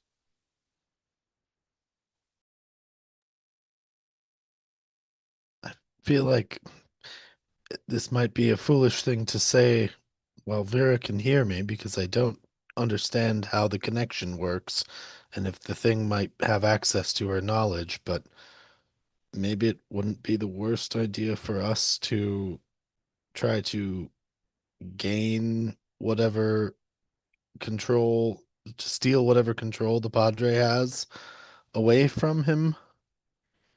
At least to take this thing off the table as a threat or a tool of his.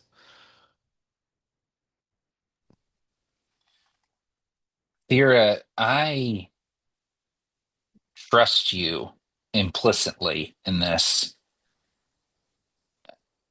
You're not just going to give this demon what it wants without haggling first.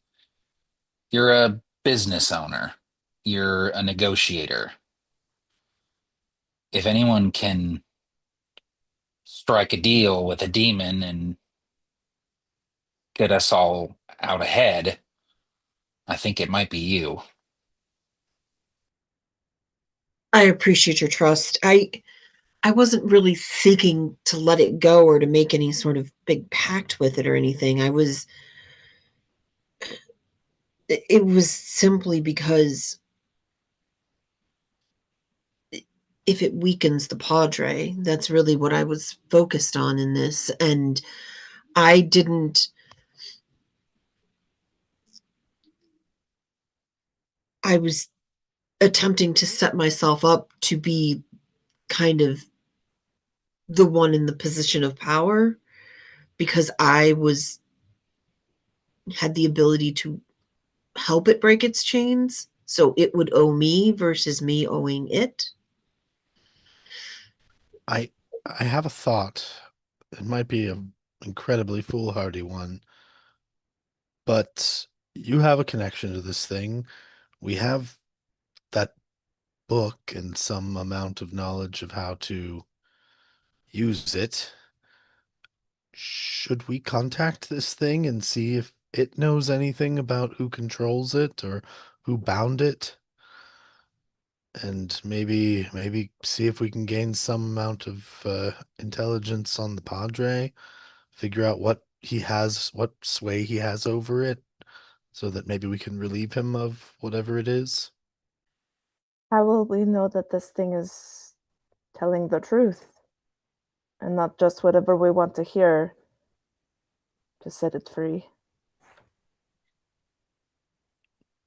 My assumption is if it wants free badly enough, it should want to enlist us as allies in uh, dispatching whoever is controlling it, or at least weakening their control. Yes, right. But if it knows that we, do not like the Padre, then it will tell us whatever we want to hear, no?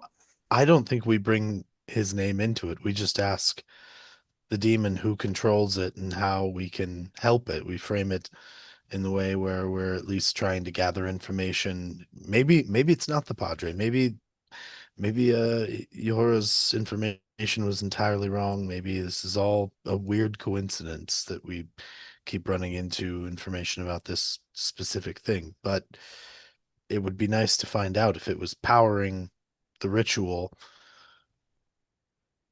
How does he make it do that?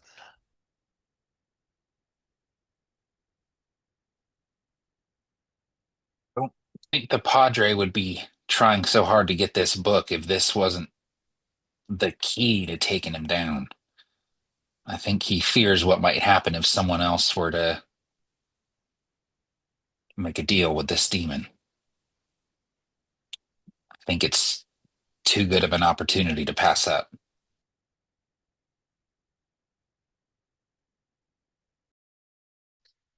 I mean, there's definitely something there.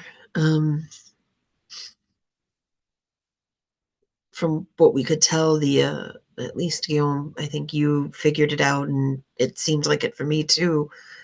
The the books are made of its flesh. Yeah, it's really gross. And I'm not gonna. I mean, I'm not gonna be the one to go in. It would make sense, I think, Vera. Unfortunately, sorry to have to ask you.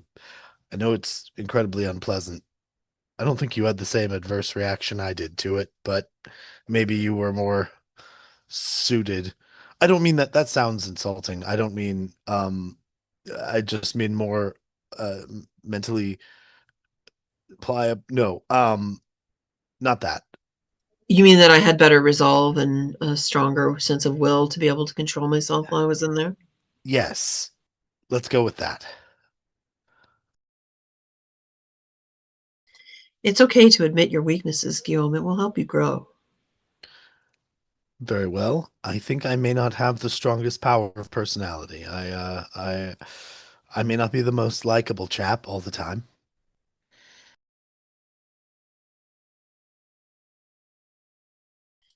And I Sure follow just are about every unlikable. impulse I've ever had. So willpower is sort of a struggle as well.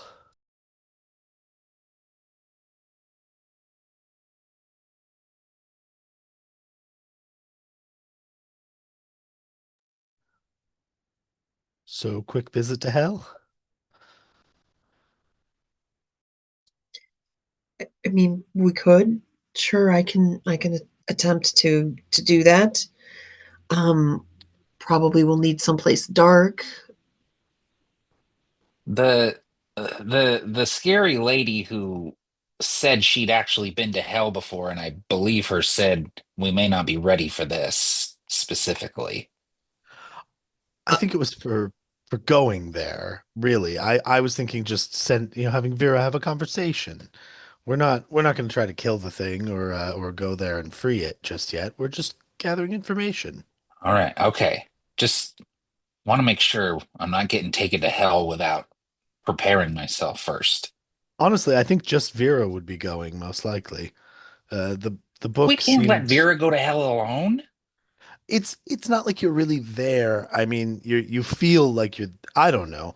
It really I felt like I was inside the demon, but like not in a fun way. And it it was very uncomfortable. Um, again, not in a fun way. Um, again, not in a fun way.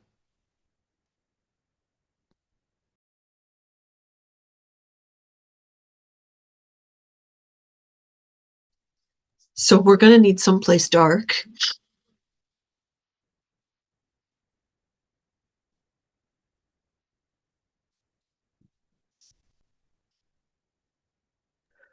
I think we should head to that shoe shop that we were the cobblers that we were discussing.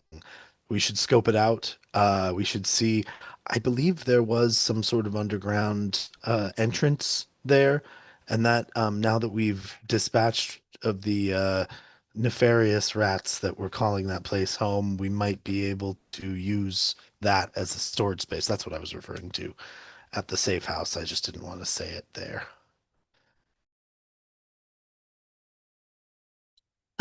At some point, we should um probably I should probably reach out to Ella too. We should talk to her and maybe learn more about the Inquisitor that she said could be trusted.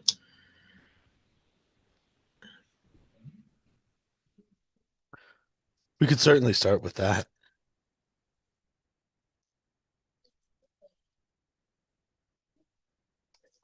Um, whatever works for me. Um, maybe we do hell first and then I talk to Ella because I'd rather end the day on a good note.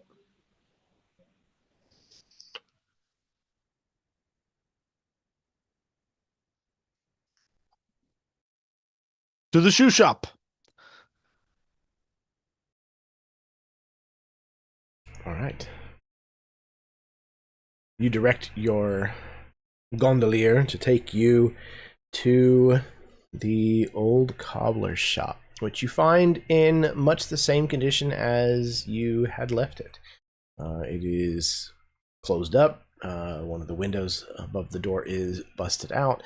It has notices posted on the outside of it, basically telling everyone that it is condemned and infested with rats and to stay clear.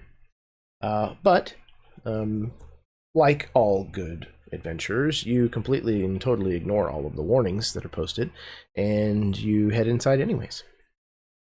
But it's fine, because you've been here before. So yeah, you find yourself in inside the cobbler's shop. You can still see the signs of the struggle that you had with Lox's childhood nemesis, Luke El Pescatore, I think was his name, something like that. Yeah, I killed him in here. I'm pretty sure, right? I believe so. Oh, what was his name? Anyways, Yeah, you I can think see it was sign. Luke. Yeah. Yeah, I think that It's was definitely right. Luke. I have that part written down. Yep, El Pescatore, Luke. There he is. A member of the Silver Sliver. Wow. So yeah, there's still this place is still kind of like turned over on its side. Furniture is kind of broken. There's probably still kind of like dark stains from where several of these were rats had bled out. And you can certainly find the entrance into the Undercity that you used once before. And so it is not difficult to find a place that is shrouded in complete darkness.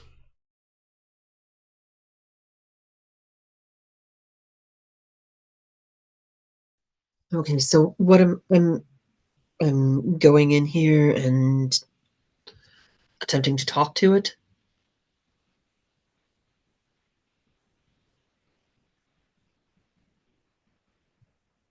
That's what And I think. asking it who has imprisoned it. Yes, who's imprisoned it? What information it has about how it's being controlled, how it was chained, anything that it's willing to tell you. Um, I wouldn't explicitly say we are trying to free you, but if you can find a way to sort of hint it, make it make it sort of think that without you. I would just be careful about how you word your intentions so that you don't unintentionally enter into some sort of binding agreement with the thing. Further binding agreement. Okay. She will reach into her bag and pull out the book.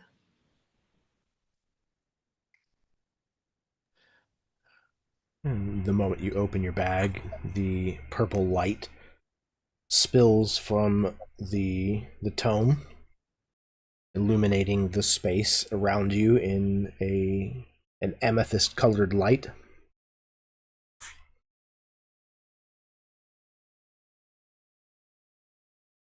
You set it on the ground, where you can hear again the voices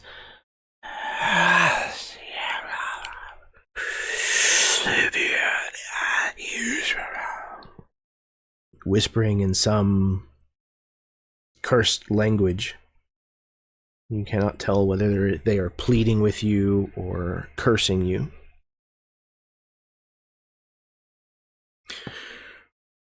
You open the book, find the pages much the same as the last time you read them, bound in this red, scaly flesh, inked in what looks like dried blood. Forbidden diagrams telling of horrid rituals and evocations. And you are pulled once again from your current place and location and time. Same sensation that you felt the last time that you tried this, and not entirely dissimilar to the feeling that you experienced on the gondola. The place that you are torn away to is not a place of comfort. It's not a place of kindness or compassion. You feel antagonized. You feel hot and as if everything in your body ached and was ablaze. You can hear the screams and the wails of the tormented. And you are brought to a large cavernous space. Once again, you can hear the rattling of enormous chains. And you can see the Guillotine looming large above you. Horns, multi-limbs, rattling these chains as it turns its skulled face with its 3 glowing eyes to look at your direction. Again, you can see the patches of skin where it looks like this thing has been flayed to make these books. And it looks towards you and says, "You have returned."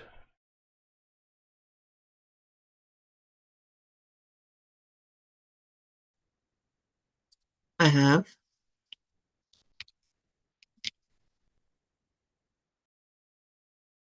You wish to know more.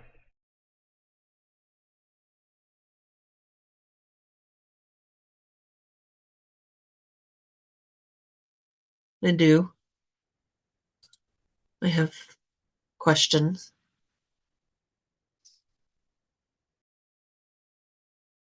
Your questions may have answers that I may be able to provide.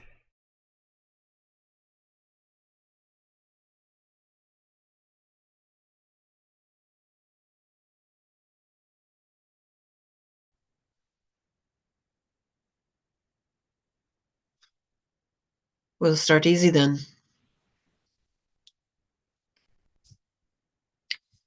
she kind of, in this world as he's looking at her, I guess and I would imagine that maybe even everybody kind of just watching her sitting in front of this book. I don't know. When she's doing this, is she actually saying her half of the conversation out loud in front of the group? That's up to you.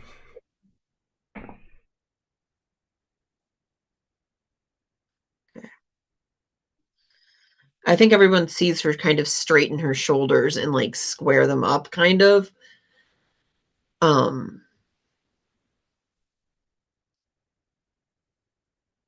she doesn't. I don't think. Yeah, I just think for the creep factor, at least for part of it, it would be fun to just that all of a sudden she speaks and the group. It's very soft though, but they hear kind of what she's saying to him, Hmm. at least. And then she says to him, "We'll start easy then. Who has imprisoned you?" I will add as well, those of you who are observing Vera, see her occasionally like screw her face up in consternation or like wince occasionally. This first line of questioning, Vera, you will take 3 points of psychic damage as you maintain this connection.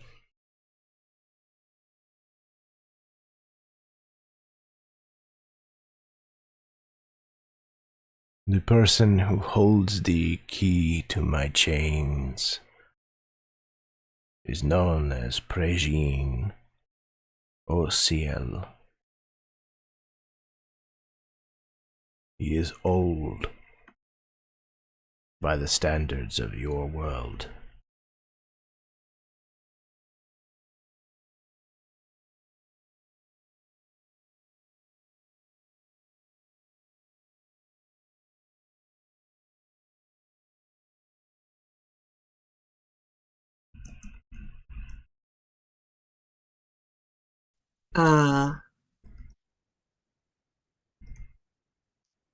Parisian au ciel. She'll say that back out loud. This is a name that y'all have come across before. This was a name that Lugarico went by in the time that when the Condessa first met him, whenever she was in love with him.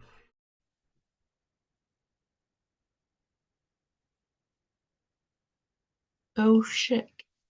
Well, there's our answer, guys.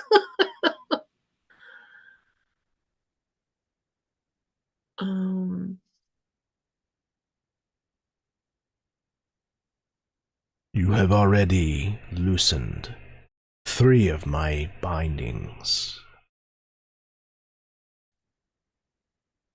2 were ones who held the books made from my skin.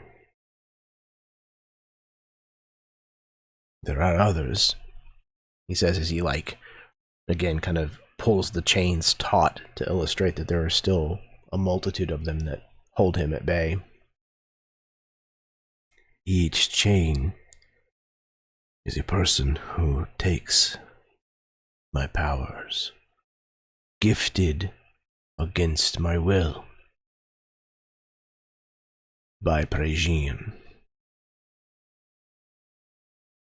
They form anchors that hold these chains.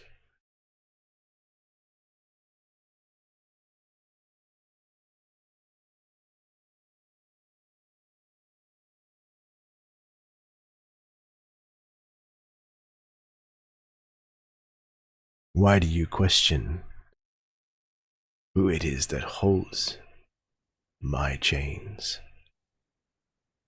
You seek to free me?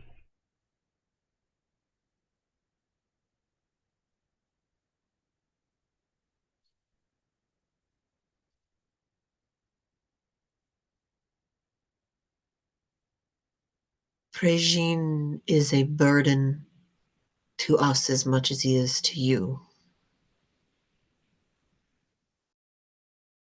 And we share a common enemy.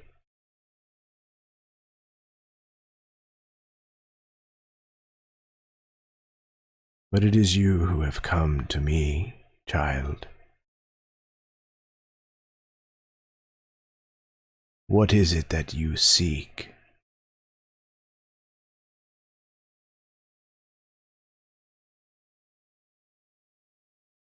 The means to destroy this foe? The power to do so yourself?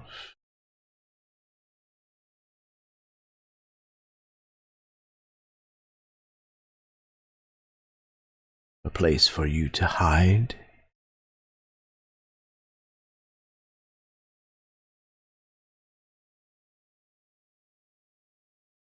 If you wish, I can even remove the memory of any wrong that this Prégine has done to you. You can live out the rest of your years in peace and tranquility, free from the reach of such a being, at least in your mind.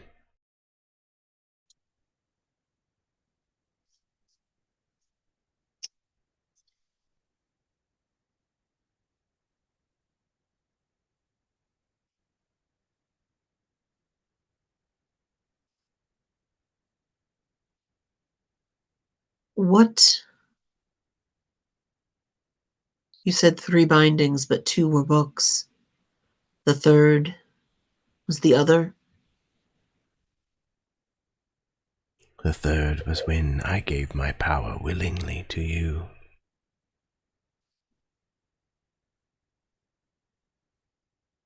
That was an exchange that I made on my own accord. It gave me a bit of my power back.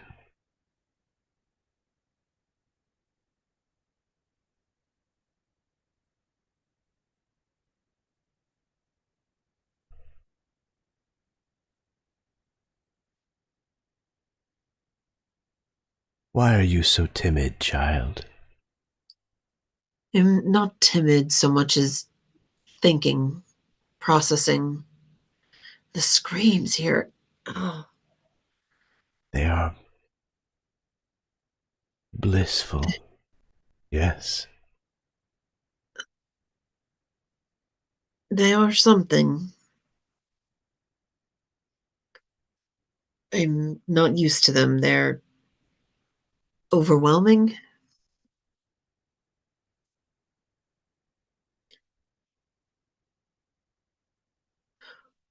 We seek to destroy Prégine. We are trying to weaken him as we can, as much as we can.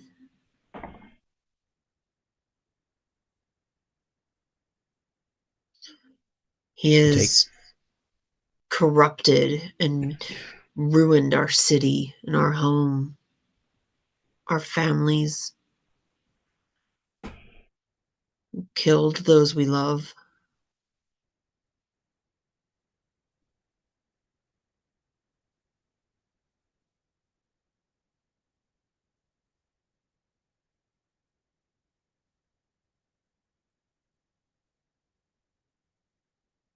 So you want to bring about his end, then? Yes. I see. Vera, you take 13 more points of psychic damage.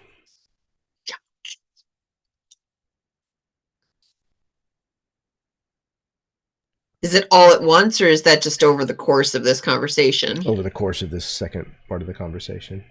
Okay. Getting close, fellas. It looks like there's a lot of shaking over there. We need to pull her out soon. Then I am to understand that you wish to reach an agreement. an accord.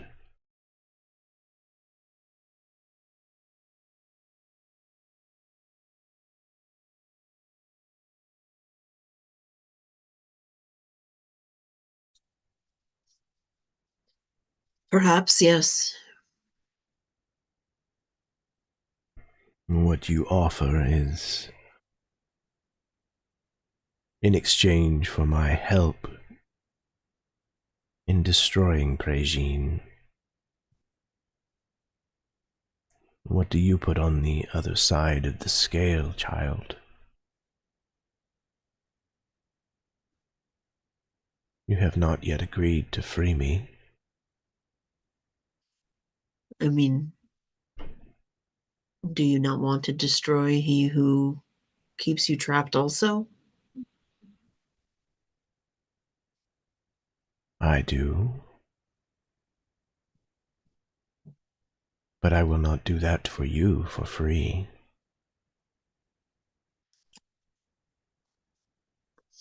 I can bide my time. I will far outlive you.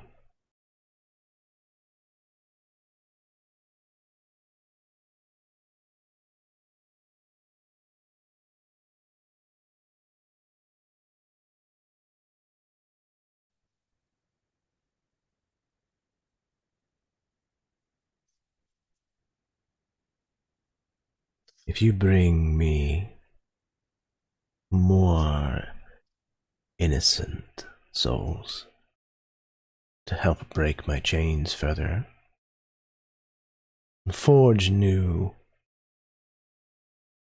patronages,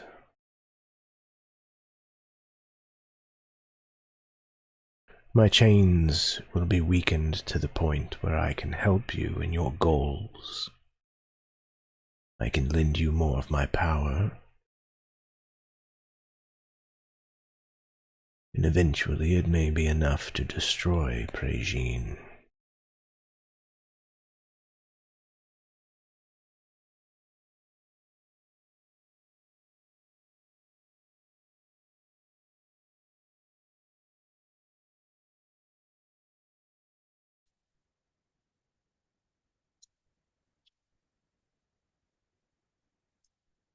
I will consider it.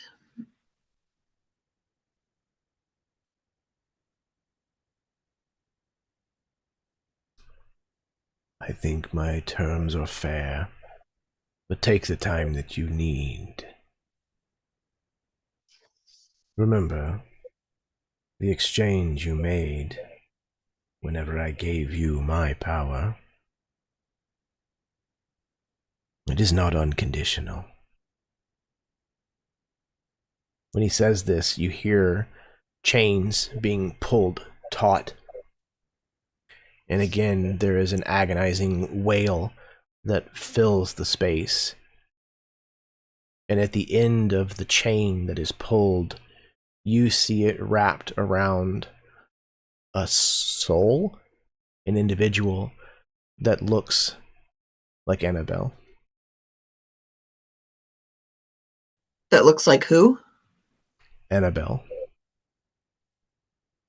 The girl who worked at the Castillo, Oh, who shit. died. That you saw the chains wrap around her as you laid her to rest and pull her into the ground.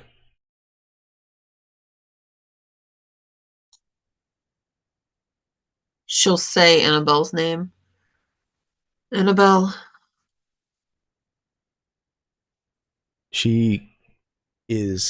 Her face is like tear stained. Her eyes are wide with fear. She thrashes around in agony.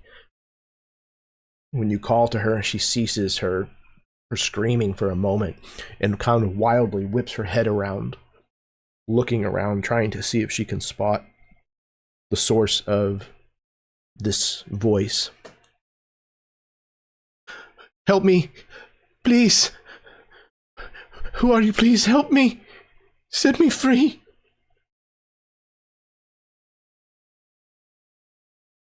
Where are you? I could see you.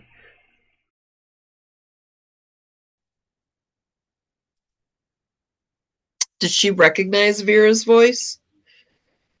You're not sure. It doesn't seem like it. Okay. Please, please, I need to get out of this place. The chains rattle again, and she disappears into the smoke and the fire, the chains of this being. I told you. Your power is not unconditional.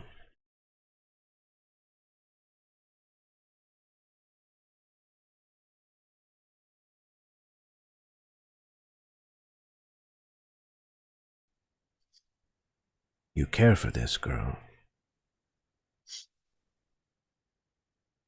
I do. Is why she forms a strong connection to you.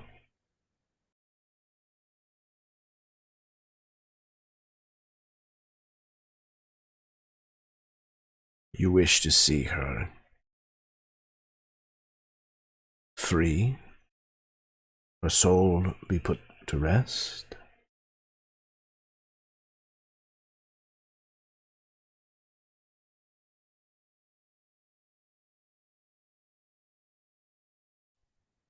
Of course I do.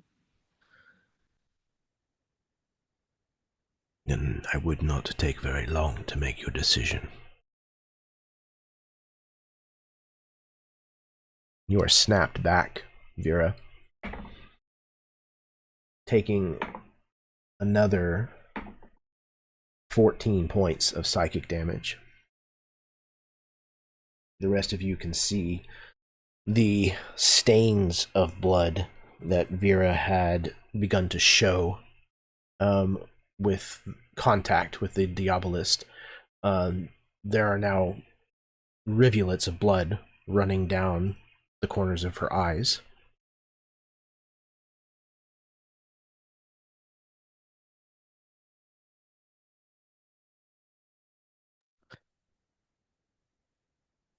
Okay, so I feel like I should say I'm sorry I suggested that. Um, are you okay, Vera? She is she's just kind of, I was going to say she just isn't, it's like she's kind of just not there. Like she's snapped back and this is all going on and she hears you and everything, but she's kind of just staring forward, and she just says Annabelle's name again as this like kind of large drop of blood maybe comes out of her nose and maybe splashes down onto the book that she was just connected to. I think for a And moment, like that first instance, whenever Vera's not quite there, her eyes are like clouded over, like Yora's.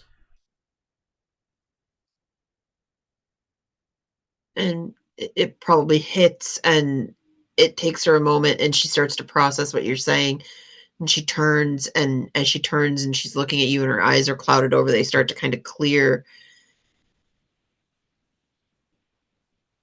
And Annabelle's soul is in chains with him. It's the Padre. The Padre holds the key to his bindings. Brigitte, he the chains are, how many chains are on him, Jeremy? Like a rough number. Obviously I wasn't counting them, but Yeah, probably somewhere in the neighborhood of 3 to 4 dozen. every chain is a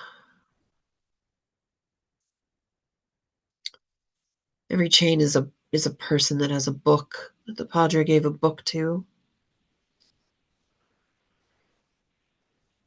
He's being held there.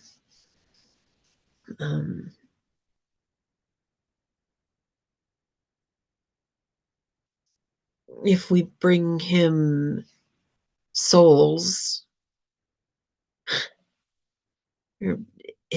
we help him weaken the chains and the binds. He'll help us destroy the Padre. I don't really understand everything. There was a lot of screaming, voices so loud everywhere around. It was a lot.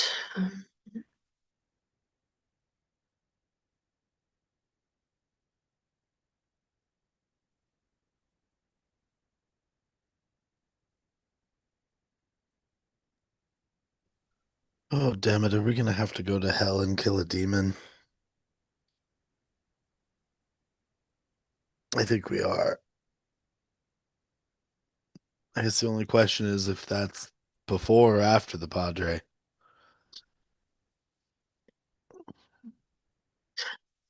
Well, I would think that doing it before would make the Padre weaker, since that's where it seems like his power is coming from. Not just his power, but how many chains did you say there were? I mean, a quick glance, 3 dozen, maybe more. A lot of people given power by the Padre.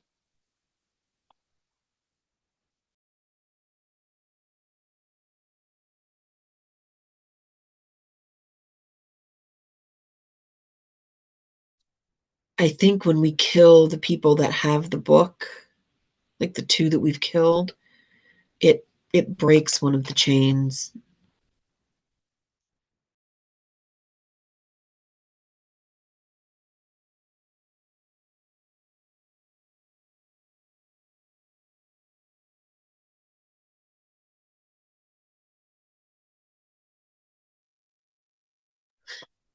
And then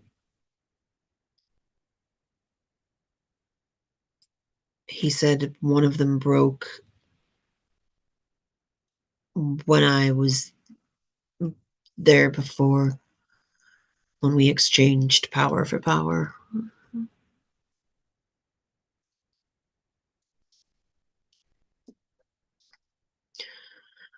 I would not be surprised if your ex has one of the books.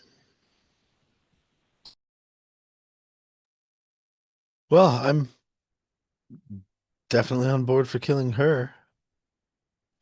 I mean, it's really just a two birds, one stone kind of a situation. I can't say I didn't think about it a little bit before she was a vampire, so.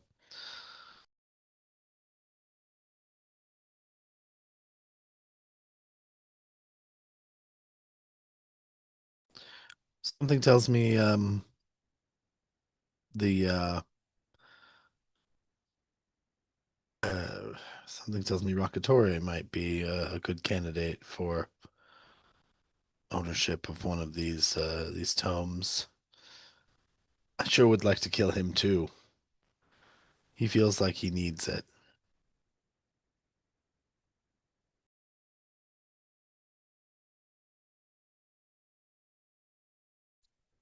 So, I guess essentially what we are doing is we're going to come up with a. It sounds so terrible when we say it as like a murder list. What if instead we call it our book donation list? Like, I want to pull out that Shadows of Mardival list again and just do a quick scan through it now that we're a little more familiar with more people. I just want to remind myself who was on that list because I can't remember if that was that a list of the pregnant women. Okay. Okay, never mind then. That's Yes. not as helpful. Okay. And I don't think we got any info. I remember when we broke into Lavinia's, we found that and some like a mask. But I don't think we found any like we s- I still well, never mind. Like, I'm wondering if there's some way we can get some sort of list that might help us. Like, is somebody taking notes on this criminal conspiracy of are the Iron Masks the people we should be looking for?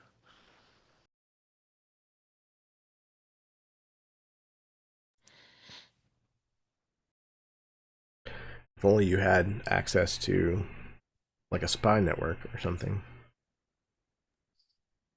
Or maybe even like, I don't know, a local thieves guild. That would be useful. As if heard upon the wind, Vera's going to look over at Sylvie. So, think your contacts be able to help us out here?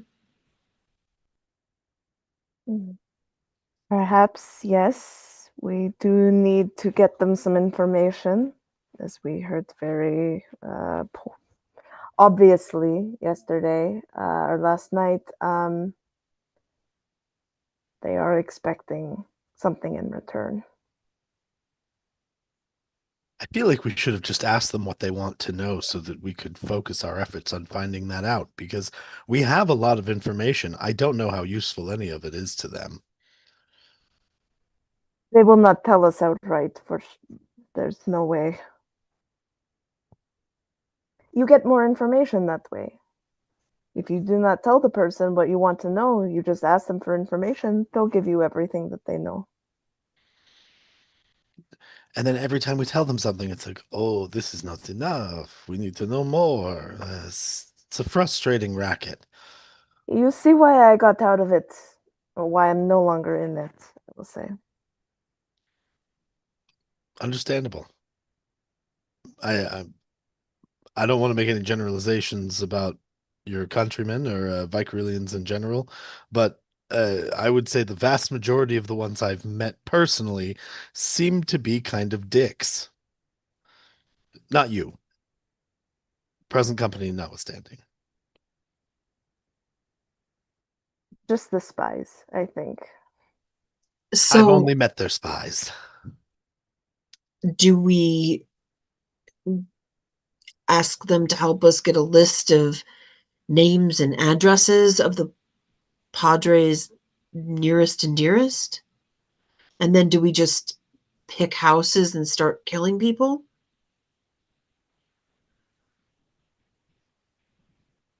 I think we could go about it with a little more art than that, but Do essentially that we does seem to be the the sort of thrust of the plan.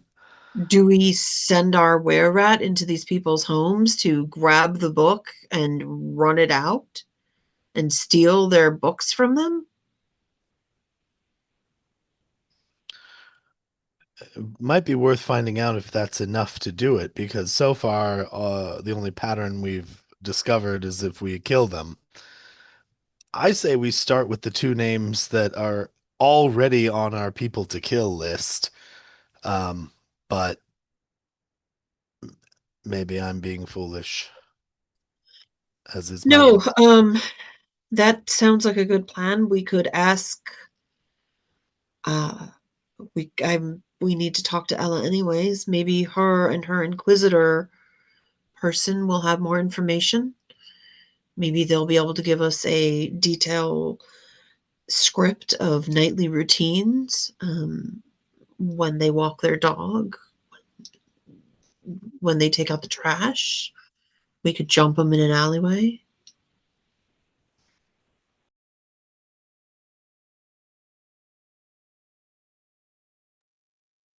Yes, let's find out at what time they're the most stabbable.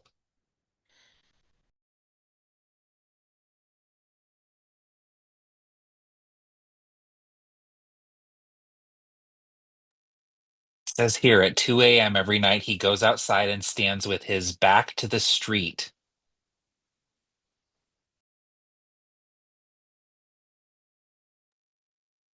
If he notices you duck behind a trash can for at least 30 seconds, he'll think it was just the wind.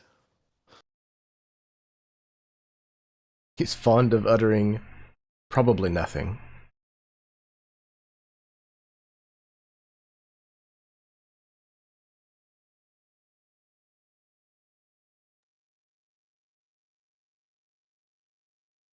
So I think we talk to Ella, and then maybe we do a little recon, try to figure out if we can take a few names off of our reading list, whatever we're calling it, the books that we want to kill. Book club. It's Book a book club. club. I like Book book club, yeah. club. That's Book club. great. We'll just call it our book club.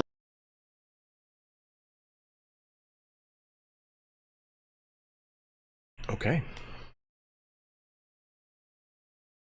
So it sounds like the plan is to try to reach out to Ella.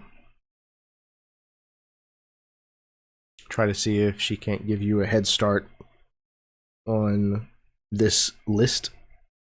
Refer some new members to the book club. Mm-hmm. Mm-hmm. Okay. So I think maybe that's where we start next session. Yeah. A meetup scene with Ella. We should go pick up Chimeran too. Definitely. I mean, if we're going to start planning book club, we really do need Chimeran, because Chimeran would be so upset if we started just collecting books without him. Indeed. Indeed. Okay. So I have some notes for what to have ready for next time. Okay, a little bit of an in-between episode this time around. We had some big events happen last time, bless you. Some rather big reveals, bless you again. So this was the what are you going to do with that information episode. And I think there was a lot of good discussion and some possible paths forward kind of laid out. So I think next time we'll start following those, figuring out where they go. Fantastic. In 2026. In 2026, indeed. Unbelievable. This year has absolutely just disappeared. Cool. All right. Well, thank all of you very much. I'm glad that we managed to get together and have a session before the end of the year. I'm going to go ahead and pass things back over to my players so that they can give any kind of like parting words, advice about maybe, not making contracts with demons, anything that they might want to touch on. And then we're going to call it a night. So we're going to start in reverse order with Austin. Well, this is exciting. I've never been first before. So my advice on that would be only make deals with devils. They're still bad, but they're more likely to keep up their end of the deal. Other than that, this was a blast. It's always super fun.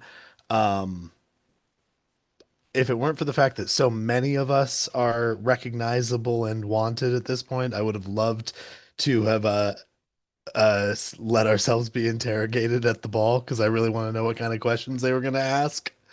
But it was probably really smart of us to get the fuck out of there as soon as possible.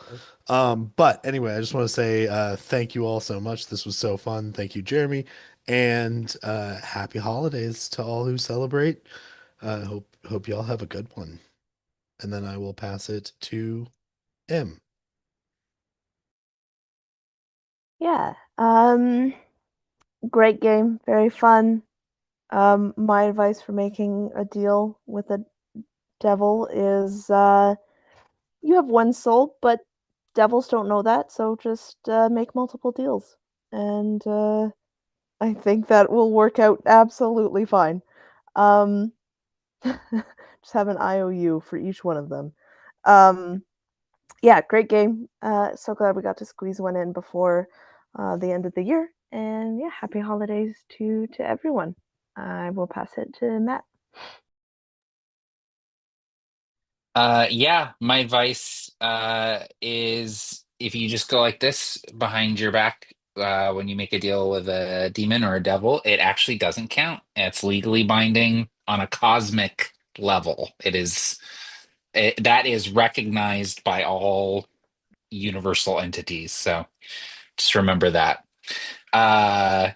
Yeah, this is a really fun game. Like you said, Jeremy, kind of an in-between game, but like made some progress, had some revelations here about what exactly is going on. And yeah, sometimes it's cool to be able to just like take in information and then sit with it for a little bit. So really glad that we got to play this month, and I'm really looking forward to having the full crew next session in 2026. So hope everyone has a safe and happy holiday, and I will toss it over to Kenya.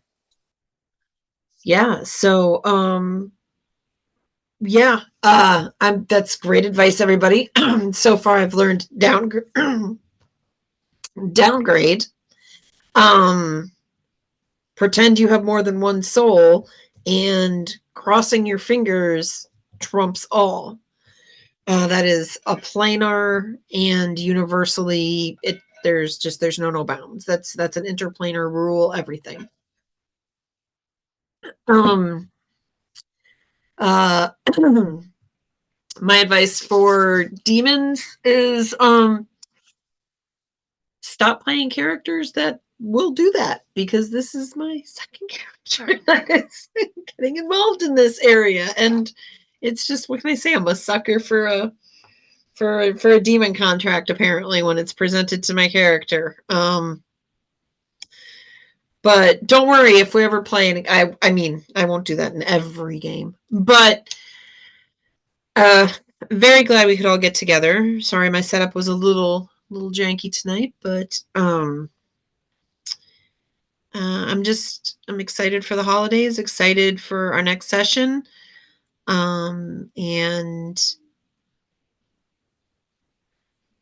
kind of creeped out about whether or not Vera's going to make a deal with this demon and go the full gambit. I just don't know. It's there is no answer to that question right now, so we are all going to find out together.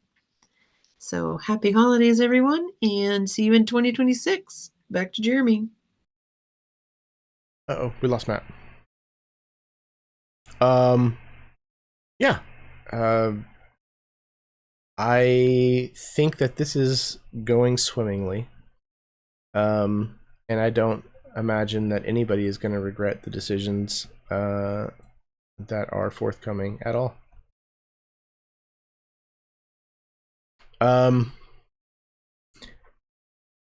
Yeah. What am I saying here? I don't know. Who knows? Don't worry about the screens. Em and I were just doing a cute little... We were sitting next to each other. We never get to do that.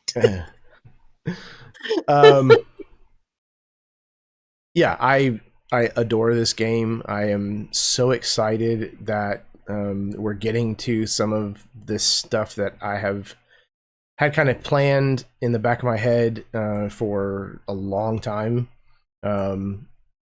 It's fun that after so long, it still seems like there are things that are surprising to y'all. To be able to still have that reaction makes me really happy, because it seems like that way the story is at least kind of somewhat staying fresh.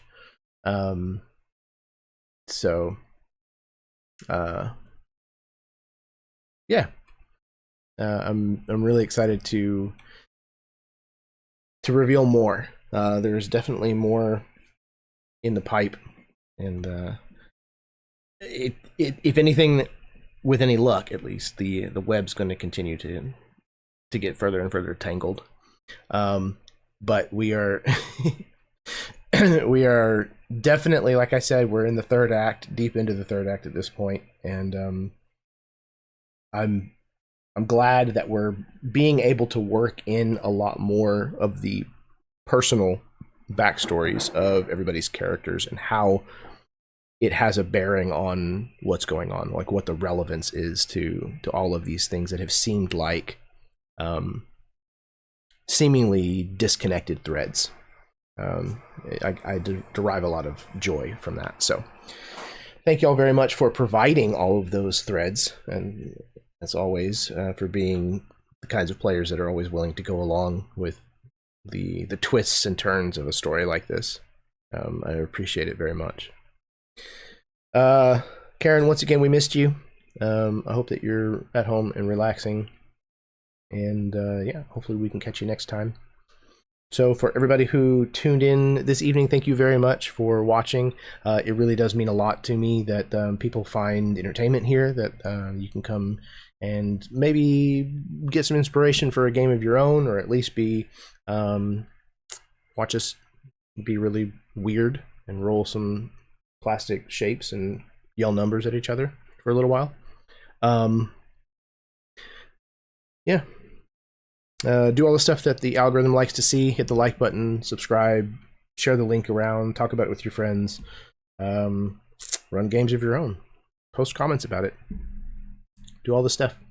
What else? We will have 2 more games this week. On Thursday night, we will be wrapping up our Fiasco game, Portrait of Blood and Gold, right here on the channel.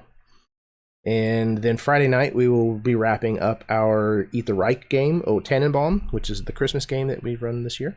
So yeah, come watch some Vampire Commandos kill Hitler and other Nazis. Yeah. Okay. I think that's about it for me. Remember that kindness is a free action. It costs you absolutely nothing to be kind. And the world is in desperate need of kindness. So please be kind to people. Unless they're Nazis. And then you should feed them to vampires. Or make them make deals with demons. You know. Never mind. They already have. Yeah. I think that's it for me. We're going to go ahead and get out of here. If I don't see you in one of the following games, then please have a happy and safe holidays, however it is that you celebrate, or if you don't, you know, have a happy Thursday. Until next time, may your dice roll high and your snacks always be within reach.